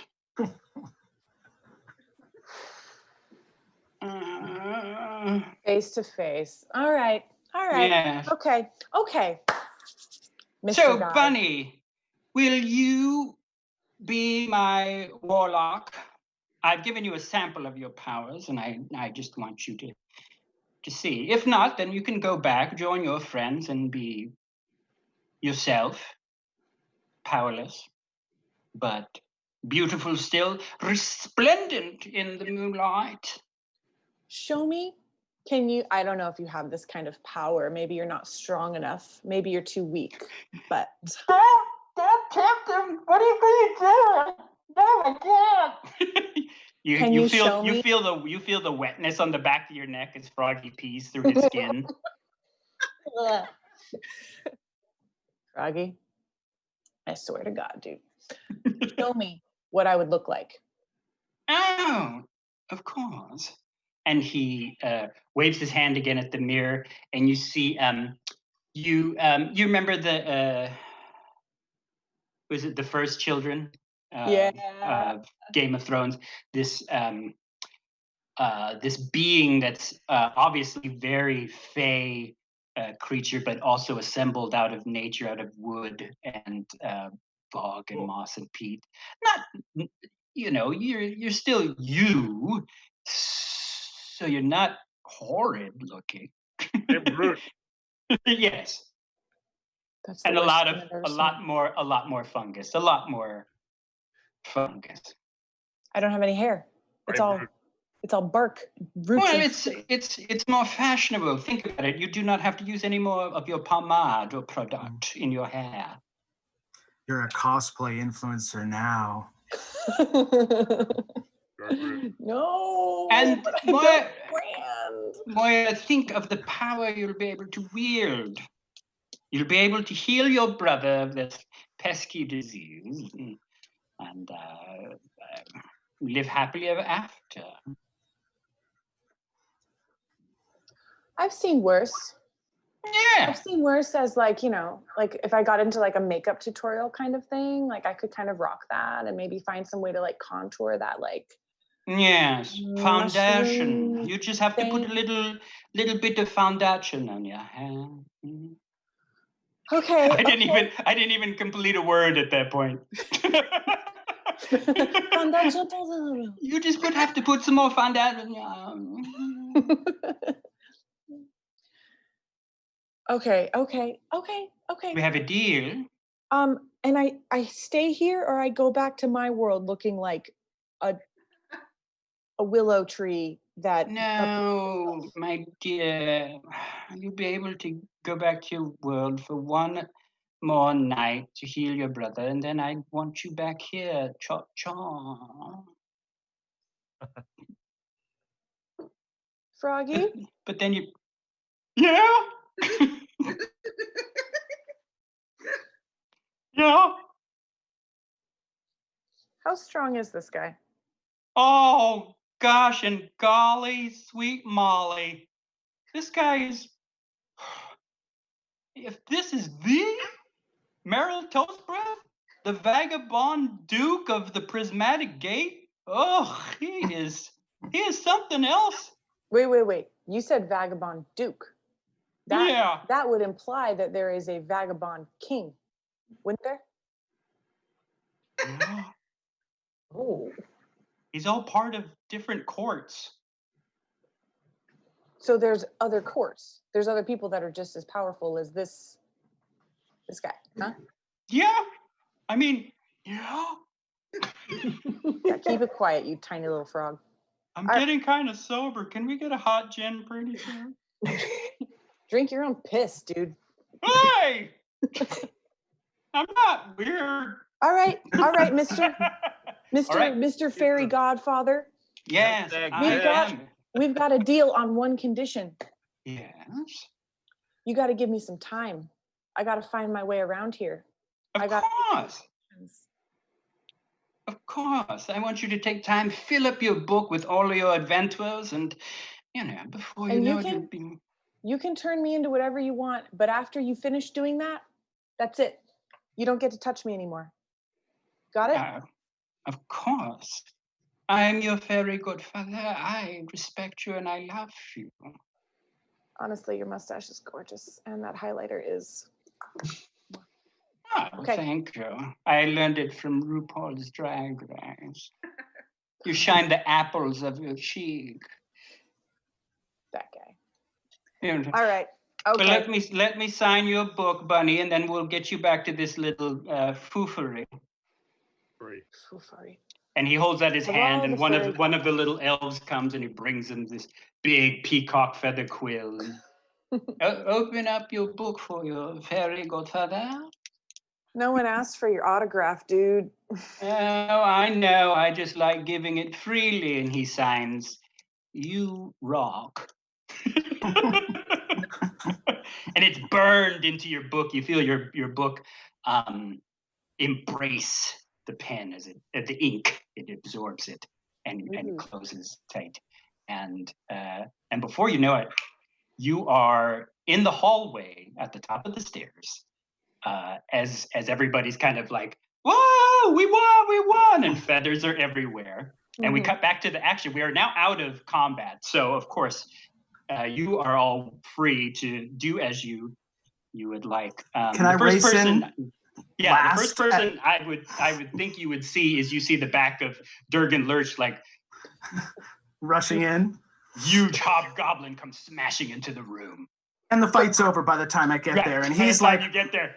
He's like, "What the hell? Like, well, ain't that a pretty little picture? You know, like playing around with the feathers and the pillows, and I'm fighting hat eggs and God knows what else out there, and you're all just having a little party." Durgan, Jesus Christ, man, this is ridiculous.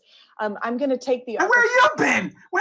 You disappeared for like a millisecond. I saw that flicker. I saw it. Yeah, you saw like out of the corner of your eye, you saw Moira following you, but she looked like, if you're on Zoom and you see things freeze up and then move and freeze up and move, it kind of looked like that, where it's just like. But I'm going to take the opportunity to use my extra ability, whatever it's called, the limited use ability, Fey Presence. And I want to burst into the room. I'm going to shove Durgan Lurch aside and shove my way into the room and show up as my Fey Presence. So I want to be frightening, and I want to look as the bog hag that I just saw myself as. Right. And the apprentice needs to make a save. Yes, it's a wisdom save. DC's 13. Voice from beyond. Save this young man. He rolls an 8 on the die. Oh, Yeah. crap, that's not enough. Not even with his Right off. +3.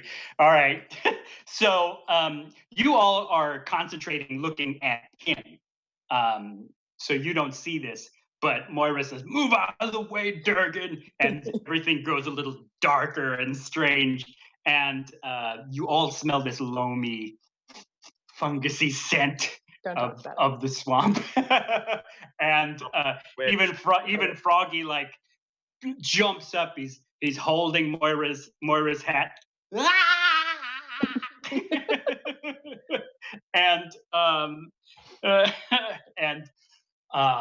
the poor apprentice is freaking out. He's like, no, get that away from me, get that away from me. You weak little piece of absolute shit. You do exactly whatever this little fucking goose says to do. Where's the fucking goose? Where's the floof goose? You had Motherfucker. you had the floof goose in your satchel. You shoved it in your satchel. Frog. Oh God. Turn him back! Turn him back! Turn him back! You weak-minded little, weak, shitty little, pathetic little pretend wizard with your weird little shoes and your dumb little hat looking like a piece of fucking Nightmare Before Christmas bullshit. You turn this floof goose, whatever, back. Froggy jumps onto the wreck bed to be with Glitter Wolf. Boss, you'll never guess what happened. Where have you been? Oh, I've been on such an adventure, boss. We gotta hit the bar after this, boss. I'm telling you. All right. Speaking of hitting the bar, we're at 10 o'clock and we're going to take a 10-minute break. It is time for a 10-minute break. Up, Jen! Break! Of gin! Of Everybody gin! get your warm gin, and we'll see you back here for a shot. We'll be back in 10 minutes.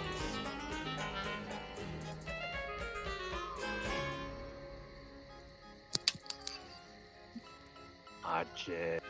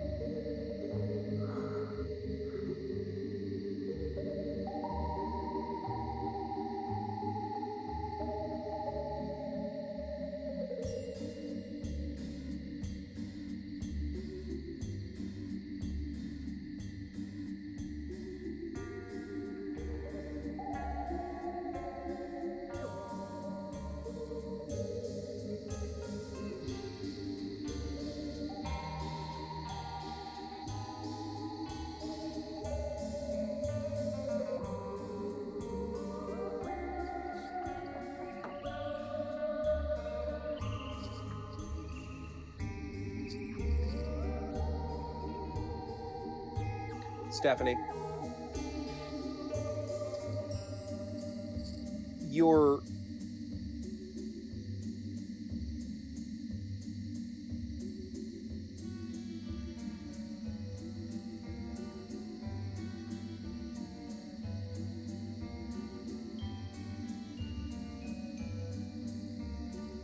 All right, welcome back, everyone. We are back in session on our trip down the Aternium Road. Please join us again for the last bit of episode 3. Wiener takes all.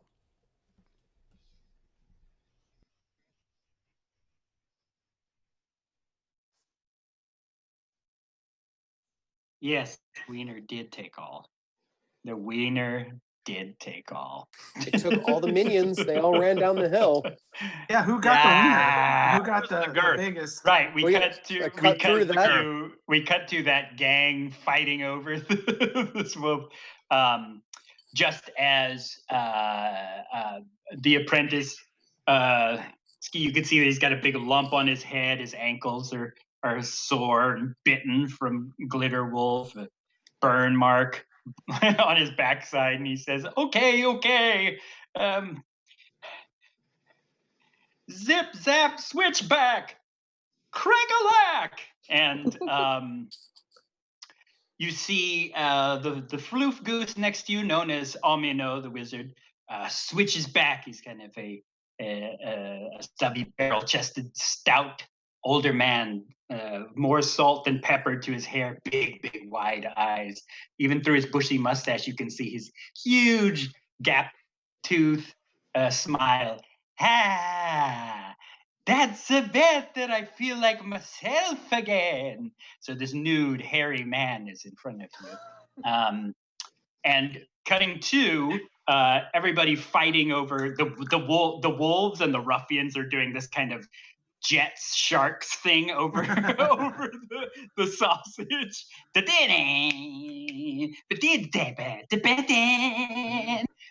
poof, and they turn back. The ruffians are still clothed and have truncheons, but don't know how to hit anything. But the wolves are a bunch of bully boys. There's maybe like a stable boy there who's like, nude, and they go running off, and the ruffians probably got a hold of the wiener, and they took it all because the wiener takes all. And the serving staff, the sculinary maids, and the grandiomo, butler, carriage driver, have all switched back. So you hear a lot of confusion from outside of the side of the tower, as men and women are like, oh my god, oh pardon me, oh my goodness, is that a mole? No, don't check that out. And everybody's running into the servants' apartments down below on the bottom floor to become modest. And so here we are back. We are in the wreckage of Almino's bedroom, who luckily he hasn't noticed yet. You're all together. Froggy jumps on your wolf shoulder, Glitter Wolf.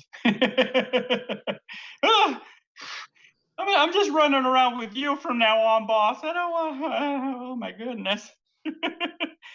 But he's still a kid, so he's speaking very like. Oh, and then this happened, and I was under the hat, and I had to pee. I'm sorry, I couldn't hold it, so I just peed out of my skin as usual, you know. But anyways, and then bat, pow, zap, and all kinds of stuff. And so what are you all doing now? You are in the wizard's room. He is overjoyed and says, yes, I want to thank you for doing this for me. Let me get you a few things. Still nude as the day he was born. A lot hairier than the day he was born. And they're a lot more salt than pepper. What are you doing as he's rummaging around for the things he's promised you, which were either payment or trinkets? I'm Be looking more around to for other introduce stuff. myself. Moira, Yeah. did you do something different with your hair? It looks really nice. Are you like flirting with me? No, I was just noticing. I wouldn't flirt with you. You also smell kind of strange. Yes. I Low me. Low have me. no idea. Low me. Not good. Not nice. You are literally a goblin, okay? You are a teeny tiny goblin and you smell Hey, what you got a problem with goblins here? Low Come me. on. you Low can come barely on. walk upstairs. So Everyone stop Dirk- talking about me. Durgan, you said You need a good you lotion. were looking around for stuff. Yeah, I'm just trying Yeah. to make sense of what the hell's going on. There was like an orgy, or there was like a fire thing, or and then Yeah. Amino I'm kind of trying to do Arcana. brushes Just past you, and he's like, "Pardon me, Right. my good man. I'm gonna go get your rewards." He goes to his office, and you're looking around. Yeah, it's just feathers and whatnot. The apprentice is there, just hangdog face. The feather, of course, got snatched up by the wizard and taken back. Rognobble, you said you were doing something. Yes, I leap up to the wizard Amino and introduce myself. Oh, I, Rognobble of Deeplington, it is I that led this merry band of travelers to your aid. I will speak on their where's behalf. the lie? Where's the lie? You were the That's first- right. That's right. I recognize you now. My eyes are better now that I don't have the floof goose eyes. Come with me, little man. We'll go into my laboratory and office. I'll get you your rewards. I'll show you around a bit. Hey, Mara, he called me a man. Yeah, he also said his eyes are very bad. And he goes rushing down with you. You need a good lotion. I'll kind of go around. Glitterfish, what are you doing while your rewards are getting gathered for you? And Froggy is yammering in the side of your ear. Yeah, now that things have settled down a bit, I'm getting a little bored. So I kind of want to see if there are other rooms in this Oh, cabin. tons. Yeah, it's this big wizard's tower. You know the ground floor because you ran through it is where all the servants' quarters and the apartments are. And then upstairs, second floor, we start to get into kitchen, living area, den, all that stuff. And then top floor is like his study area and all of that. Yeah. So I want to go and explore the rest of the house, but I'm wondering if maybe a cat is a better body Oh. for that kind of. Ah, nice. Glitter cat. Okay. Glitter kitty. Oh. Glitterpuss. So you take your action and you whoop into a cat form Yes, and now I'm going prowling. and prowling around. All right. Let me know what you're looking for, and while I'm going around, it'll give me a minute to think of what I can find for you. What anything you're looking for in particular? I'm just snooping around. We're in this big place. It's strange. Mhm, So mhm. I just want to see what the rest of this place has to offer. Maybe Oh, some sweet. snacks. Maybe some what? Some snacks. Oh yeah. You go Glitterpuss. you go around looking for If you can snacks. find a lotion. Just a good moisturizer for Good for Moira. arboreal psoriasis. Right. I'll All look right. around. I'll see what I can find in the cabinet. You go slink Too off soon, and too look soon, around. too soon. Dame Harlow, your ribs and stomach are feeling achy and tight from all that laughter. Your face hurts a little bit, but you're feeling okay. You only suffered one round of it. The second round, you would have peed your pants from the laughter, but or that's part of the spell I wrote up. You you compose yourself. I pull myself together. I stand. I smooth my garment, adjust my armor, pull myself back to the dignified 6 foot creature that I have become in this world, and lock eyes with John Lark and cross the room over to him and take his hands in mine and say, "My dear, thank you so for trying to save me. I always knew we made a good team. We might not be good in the real world. We might not be good in the other world. But you always had my back and I have yours. Oh, thanks. Aw. That's kind of you to say. I do want the best for you, and I'm glad I could be here for as limited as I was. You feel I would take a little narrative control a bit, and you feel, John, a little healing energy come through, and the bruise and the crack on your hand heals up slightly. My punching arm, it's feeling better. My mitts. My mitts, my soup bones. Do you see that? You see that swing? First time I punched a guy. Darling, I've always known you weren't much of a fighter, but you knew that laughter was not natural to me, and you tried to save me from indignities. Ah, yeah. It seemed creepy. It seemed creepy. Thanks. Awesome. Yeah. John. Mabushi.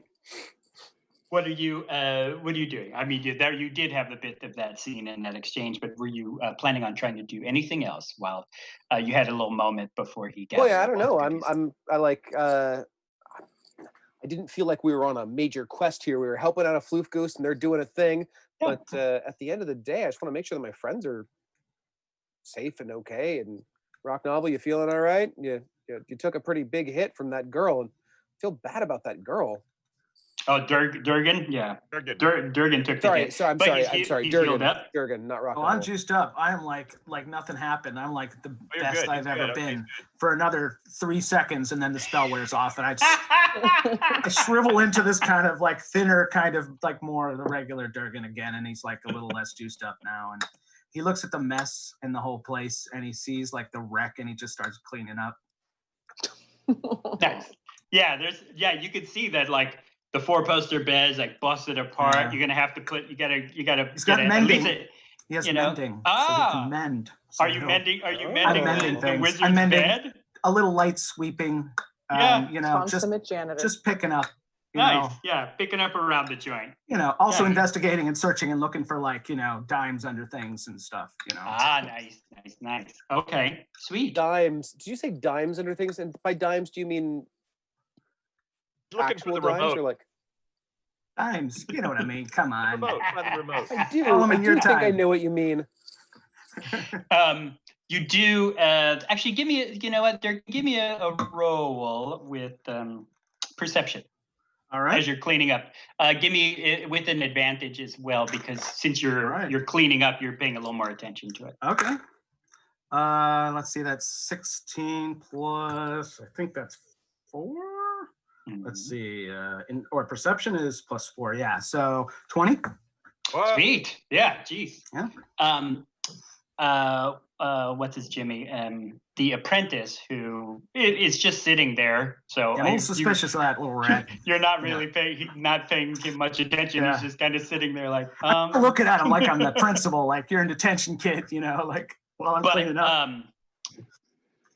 You see, and you're kind of out of his vision, so he can't see it. But right by the bed, because it got flipped over and tossed, there's a book. It looks like a research arcana book on the Fey Wild. Ooh. And the courts therein, it says. I'll pocket that. Yeah. I'll do the arcana later and read it, but I'll just sort of slip it away and kind of sleight of hand it or whatever. I was like knowing, yeah, that looks like it might be interesting for later. Yeah. And then you pocket it. Yeah, I won't like try to contest that or anything, because he's in trouble. He's achy. He's beat up. His butt got burned. So, right. So, John might notice. I don't know. John catches it, but John's a little preoccupied right now. He's not used to this. You're having a little not used to this attention. Yes. I'm completely oblivious to the little moment the two of you are having too. I'm just like, you're like, pardon me, guys. Could you watch out? I got to move this chair real quick. Oh, what I wouldn't give for an Allen wrench. What is this, IKEA here? Yeah. And totally. This is a 3-hour job at least. Yeah, this one's a 3-hour job here. Yeah. You're only paying me for 1.5. I said 1.5. Yeah. I'm gonna cut to Rognobble, and then we'll get to Glitter Kitty. Rognobble, you're with Amino as he goes to his den and laboratory, and yeah, he's kind of picking up stuff. Still so happy to be in his real shape and form that he does not care that he is nude as heck. Just a little baby bear running around with you, and and he says, "Oh, so what brings you here, my goblin friend?" We saved your ass. No, I meant to the midway. I am so sorry. Everybody's got a job. Everybody's got a story. What's your story? I'm in search of magic.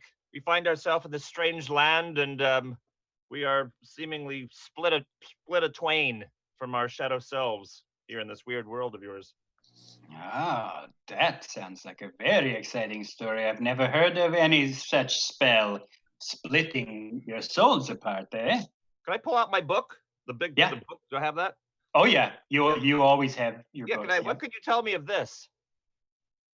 Ah, a soul book. Not many get to carry those things. Only people destined for some sort of a greatness.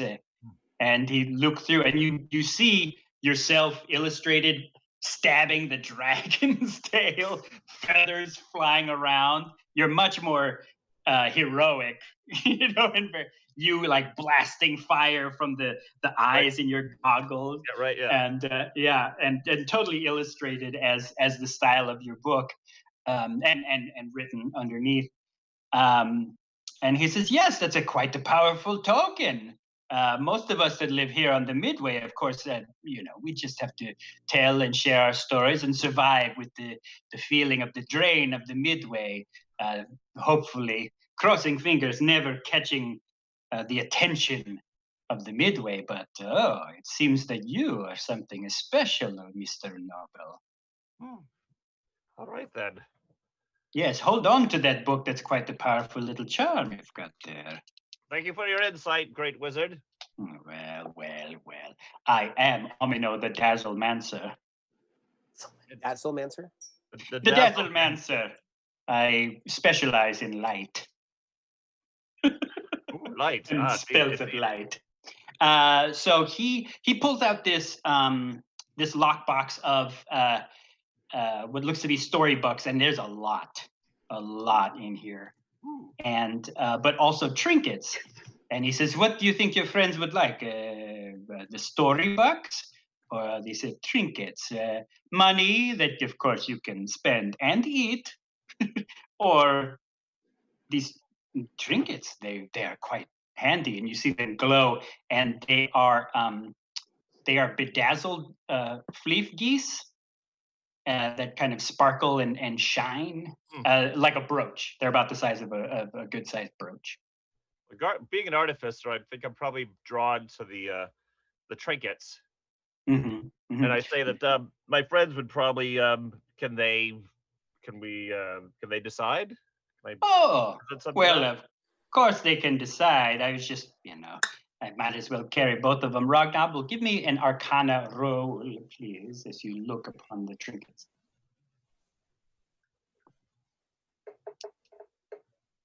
Oh, 19 plus 4. Oh, jeepers creepers. Yeah, you could tell that these are some of his fancy, special, good-made trinkets, these fleef geese. And you could tell that they have quite potent magic ability. Ooh, lovely. So is he offering? Oh, yes, of course, a reward. I mean, I didn't want to spend all my time being a floof goose. I love floof goose, but no, it squeezes my arms. It doesn't complement my form, my shape, my manly body. But yeah, let's go back to your friends and distribute the rewards. Thank you, kind wizard. Of course. Thank you indeed. Glitter kitty. You're sleeping around. You make your way downstairs to the kitchen. Outside is a huge plate of ooh, it's kind of ghastly if I say that, but oh well, of hoo-hoo hen. It's not floof goose. He wasn't eating fried.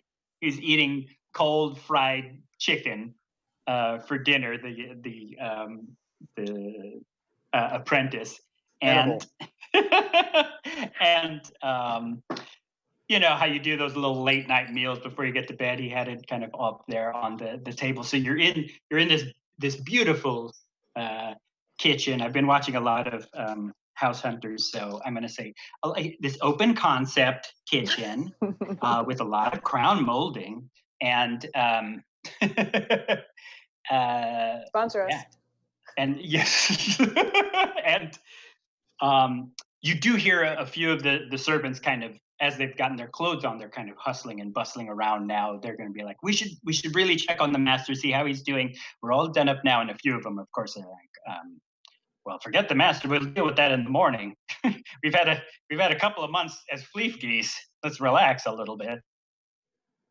What shall you do now, Glitter Kitty?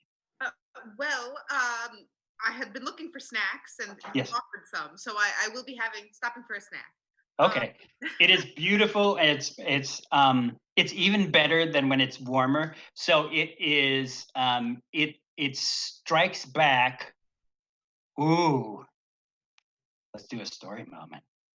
Glitter Kitty, you bite into this this chicken, and it takes you back to a flashback scene of the last time you were at your parents' home eating like a Sunday, meal. They kind of did a picnic meal, fried chicken meal.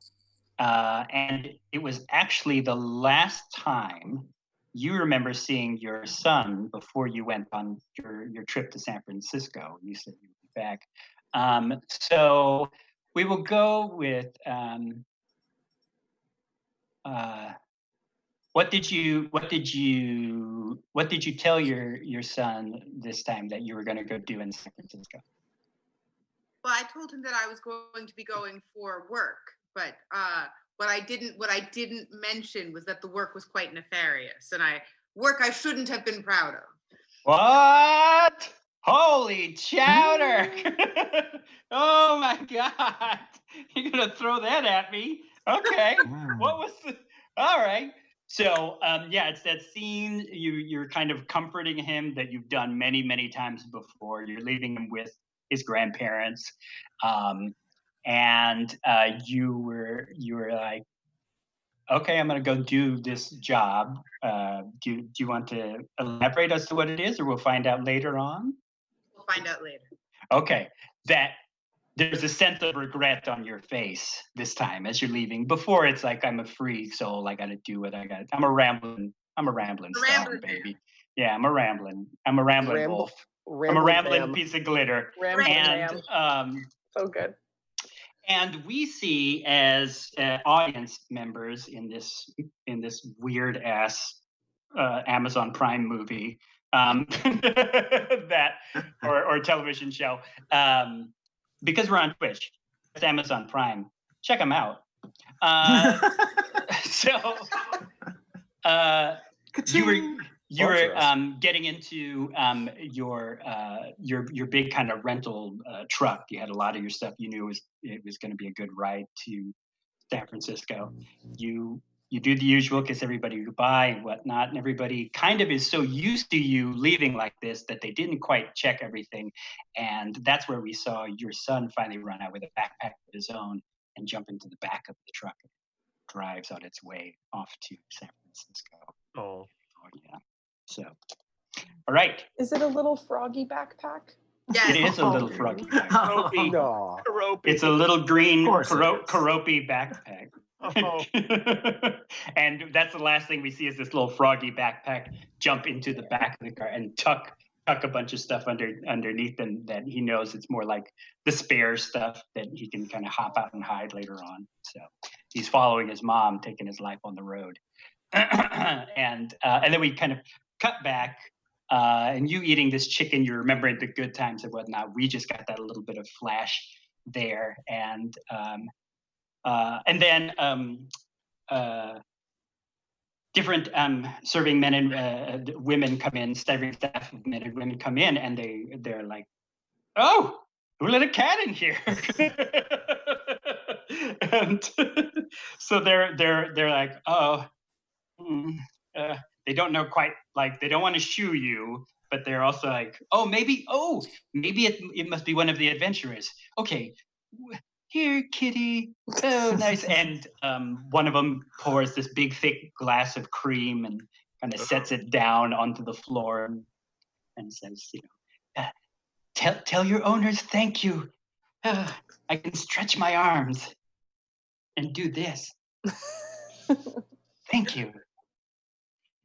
And the others are like, stop talking to the cat. It doesn't understand you. It's got a weird frog on its shoulder. They're like, oh, it's adventurers. They're silly. Just a little bit. All right. We cut back to all of you. There's a gathering up. They are Amino.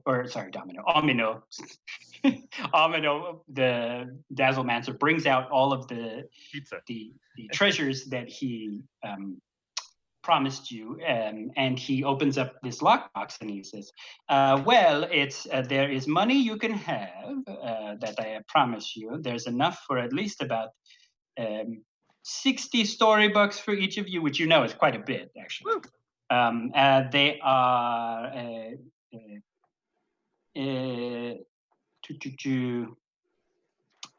they are if you get 10 each.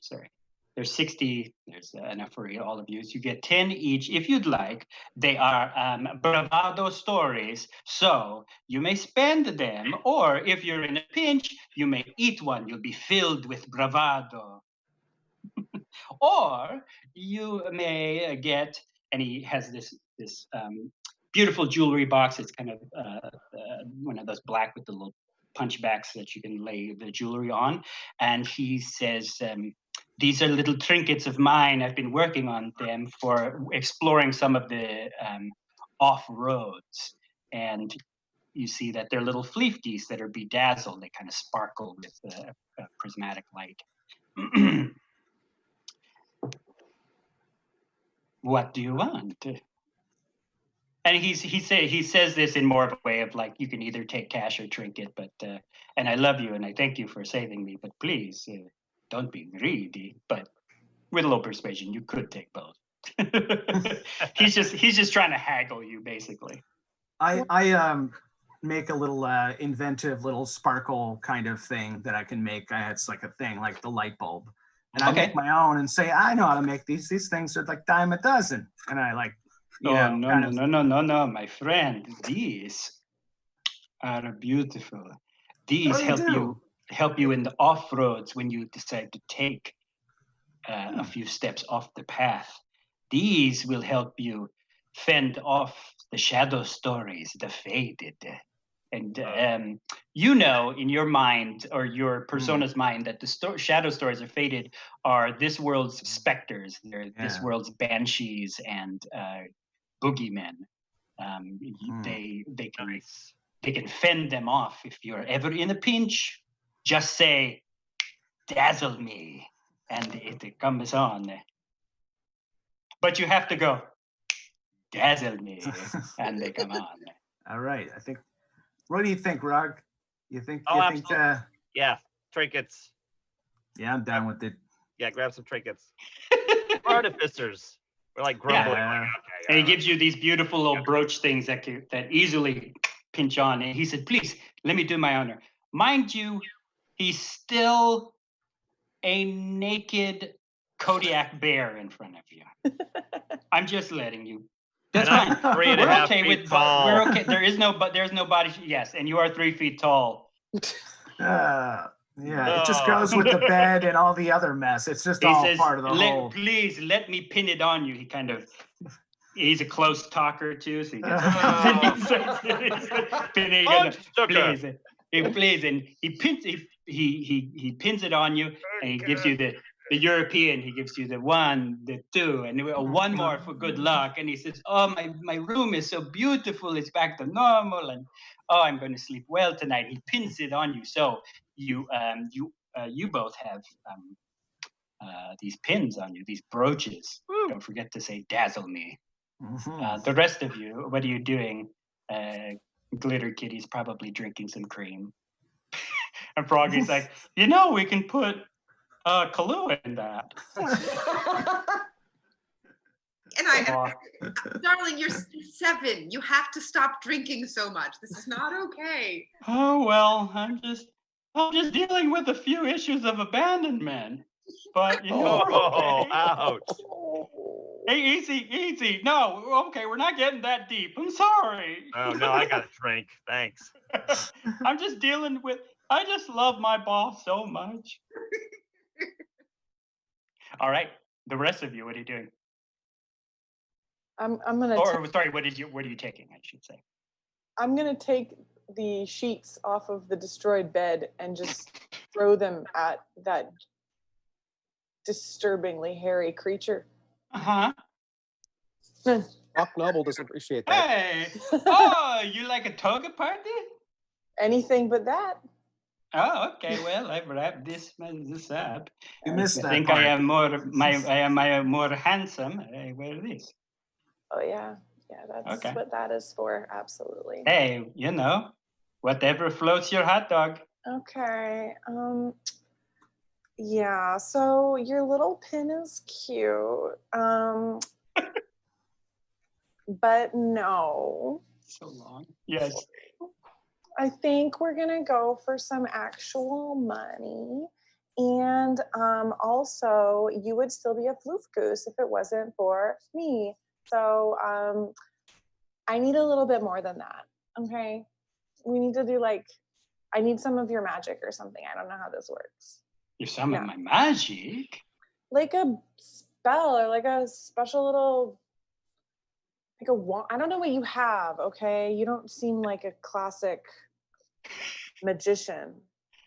I am Omino the Dazzlemancer. You're Amino, the used to be, Dazzlemancer. okay? You're Amino, the incredibly disturbingly hairy, okay? Well, make me sorry. I guess he understands. Make him a persuasion. Persuasion. Yes, please. I rolled a 15 plus 3 is an 18. Oh, Jesus, 18. That's Nice. funny. I didn't want to bother Marty, so I quickly rolled a die, and it was exactly 17. So Ooh. fine. You know what? I like you. I see great things for you, especially if you hang around my buddy Rog Noble here. No. And my buddy Durgan Lurch here, who fixed my room. And he hands you a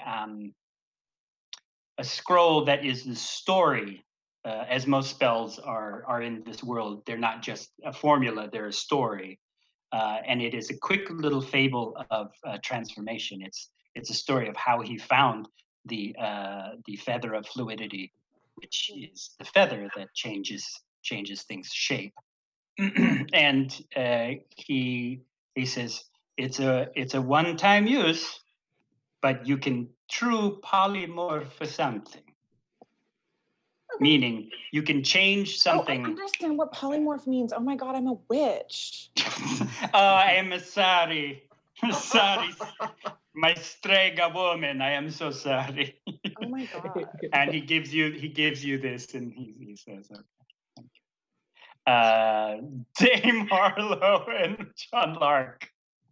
He quickly turns away from Moira Moon and says, okay. Well, Please. And we're gonna probably wrap up in about 2-3 minutes. So I'm gonna hit you probably with a cliffhanger pretty soon. So wonderful. yes, Dame Harlow. As we have our touching moment with the two of us. Oh, bonding. touching moment. I thought you meant Moira Moon. There's nothing touching about Moira Moon's moments. Don't touch me. And the gifts are offered. Yes. Mm-hmm. I'm having this wonderful bonding moment with someone to whom I've lied, and I know that I have lied, and I've got secrets, and I am afraid of my shadow self, and knowing that they're out on the path, to bust me, as I've got this wonderful knight's persona going. I don't want people to know of my secrets, so I'm going to take the trinket, which will help me when and if we should come across our shadow selves. Yes. So of course, I don't say any of this out loud, except to you, my incredible dungeon master. Yes. Right. Yeah. So I'm taking a trinket. We're writer's room. We got it all. Yeah. Okay. So you take the trinket, and he says, "Please, may I pin this upon my beautiful heroine who rescued me?" No, but you may kiss my hand. I can pin for myself. Oh snap! And he is overjoyed at this moment, and he kisses your hand with reverence. He doesn't like creepily hold on. It's just a light dab, enough to say. And he sees, of course, you are part of the priory, and says, I thank you for your service. John Lark. Boy, well, all of this is completely and totally absurd, and I really appreciate your offer of your artistry. There's 2 more trinkets left. I would love to take some of your trinkets, and I appreciate the offer of your craftsmanship, the Dazzlemancer, but I gotta take the cash because I owe somebody for a meal. I'm already in debt here. Yeah, you still have a doggy bag of that meal. I do, and I have to take the cash because I have to go back to the moldy book and pay a debt off. I can't do that. I appreciate it though. Well, I understand. Hey, Johnny boy, and he gives you an extra 10, 20 storybucks. Oh, you're a kind man. I'm gonna tip the crap out of that waitress because I feel like a bastard already, and I've been here for what, 2 days? Yes. He closes that up. Glitter Kitty, were you going to take at any moment anything like a trinket or money? Can you describe the trinket, please? Sure. The trinket is a floof goose, and it is bedazzled in these beautiful crystals. They sparkle and shine in the light, but when you say dazzle me, they glow even brighter. You know, like those party bulbs you can get for probably $8, and it sprinkles and sparkles everywhere. $8 party bulb? You son of a bitch! We rescued you. Well, it's not the show. It's the content, my friend. And goose party bulb. It's a floof goose party bulb that will help you save your soul. If ever the faded / shadow stories, meaning if ever the specters and boogeymen come out of the woodwork to harm you, you can a light that will help you turn them. It'll help you shun them away. I just turn it on and it's like, yep. And it starts spinning, and then everything's okay. Yeah, I want that. Oh, okay. So he prepares that for you. There's a bit of like late night little revelry, some cheroot smoking, some port wine, and suddenly there is this sound. It's late at night. It's probably a little after midnight. There's this huge sound of Ragnabel. You recognize it. There's this thrumming of an airship coming down, and spotlights just come on to the lawn of the estate. Everybody who thought they could go back to sleep after such an adventure, or servants wise, go running out. And yeah, exactly. There's this massive thing coming down, and ladder comes dropping down. And you don't know why a ladder comes dropping down. It's probably about a 30-foot ladder or 30-foot drop, because nobody touches the ladder. 2 figures leap from the top of this airship. One of them goes somersaulting through the air and lands, superhero lands, onto the lawn. The other one kind of flits back and forth between trees and fence, breaking his fall like a parkour expert, and lands. It's a beautiful, tall elf man, bedecked in weaponry, and crackling of an aura of fire around him. The other man has these big, wild snow leopard pelts all over him, huge plate mail armor, and this massive two-handed Zweihander sword. And he lifts his head up from this, and you can see even from the balcony that looks over at all of you kind of rush out, that is your old friend Jake Kilden and his lifelong best friend Ecthelion the elf. Cameo. And he yells up to you and he says, "Brog Nobble, gather your friends. We're gonna go do elf shit." And he says, "Is there a tall, rather severe woman with you? She's one of the knights of the priory." Dame Harlow, yes. "Get all of your friends and get her. It seems her royal family here is in danger." And that's where we will leave it. And that's where we will leave it. Legolas and Thor compel you. Yes, Legolas, Thor do compel you. Jake else would use Kilden a Zweihander? and Ecthelion compel you. Right. So that's it. We'll leave you at that little cliffhanger there. And I hope you enjoyed this evening of playing a bunch of... You actually played some Dungeons and Dragons. You rolled some dice, and you Glitterfish gave the telling blow that stopped the... We didn't even cover the apprentice. He's just been sitting in the corner of that room, like in trouble. He's just, oh well. They don't seem to be talking to me. I guess I'm all right. I'll just maybe nobody will notice, and I'll yeah. Recurring villain. I see a recurring villain. He may be a recurring villain. Yes. Where did he go? Wait, he was just here a minute ago. Young Drobert Moore is his name. Played by McLovin. Played by McLovin. Yeah. So I hope you all enjoyed it. I hope you had a good time. Absolutely. Good times. So, all right, so this is your narrator. Thank you, everyone, for playing. Our voice from beyond. For watching, for participating in chat, and if you'd like to hang out and chat some more over voice chat in our Discord, just click the link that's right in chat right there. We'll put it up again. If you all want to join us, we'd be happy to talk to you about the episode and hang out. So let's keep on going. We'll say bye-bye to our cast for this week, and we'll see you next week for episode 4. We'll see. Oh yeah, we got to think of a title for episode 4, obviously. So let's think of a title for episode 4. In the chat. In the chat. Yeah, chat. Please think of a. Oh, and thank you for the folks that have donated tonight. Thank you very much. I hope the cameos and all the inspirations provide a lot of entertainment. I'm hoping you had a good time. So, and I hope I treated your favorite characters.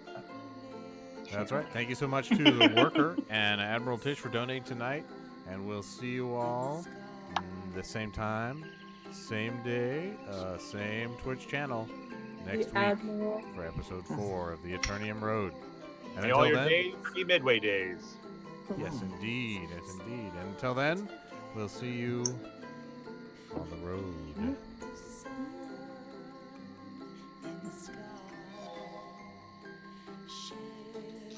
We did it! Woo! We've got to come up with a Floof Goose Party Ball merch. Oh my god, yeah. Writes itself. Feels very cute. Artie, are we live or are we off? Oh my god, everyone can hear us talk. No, I'm kidding.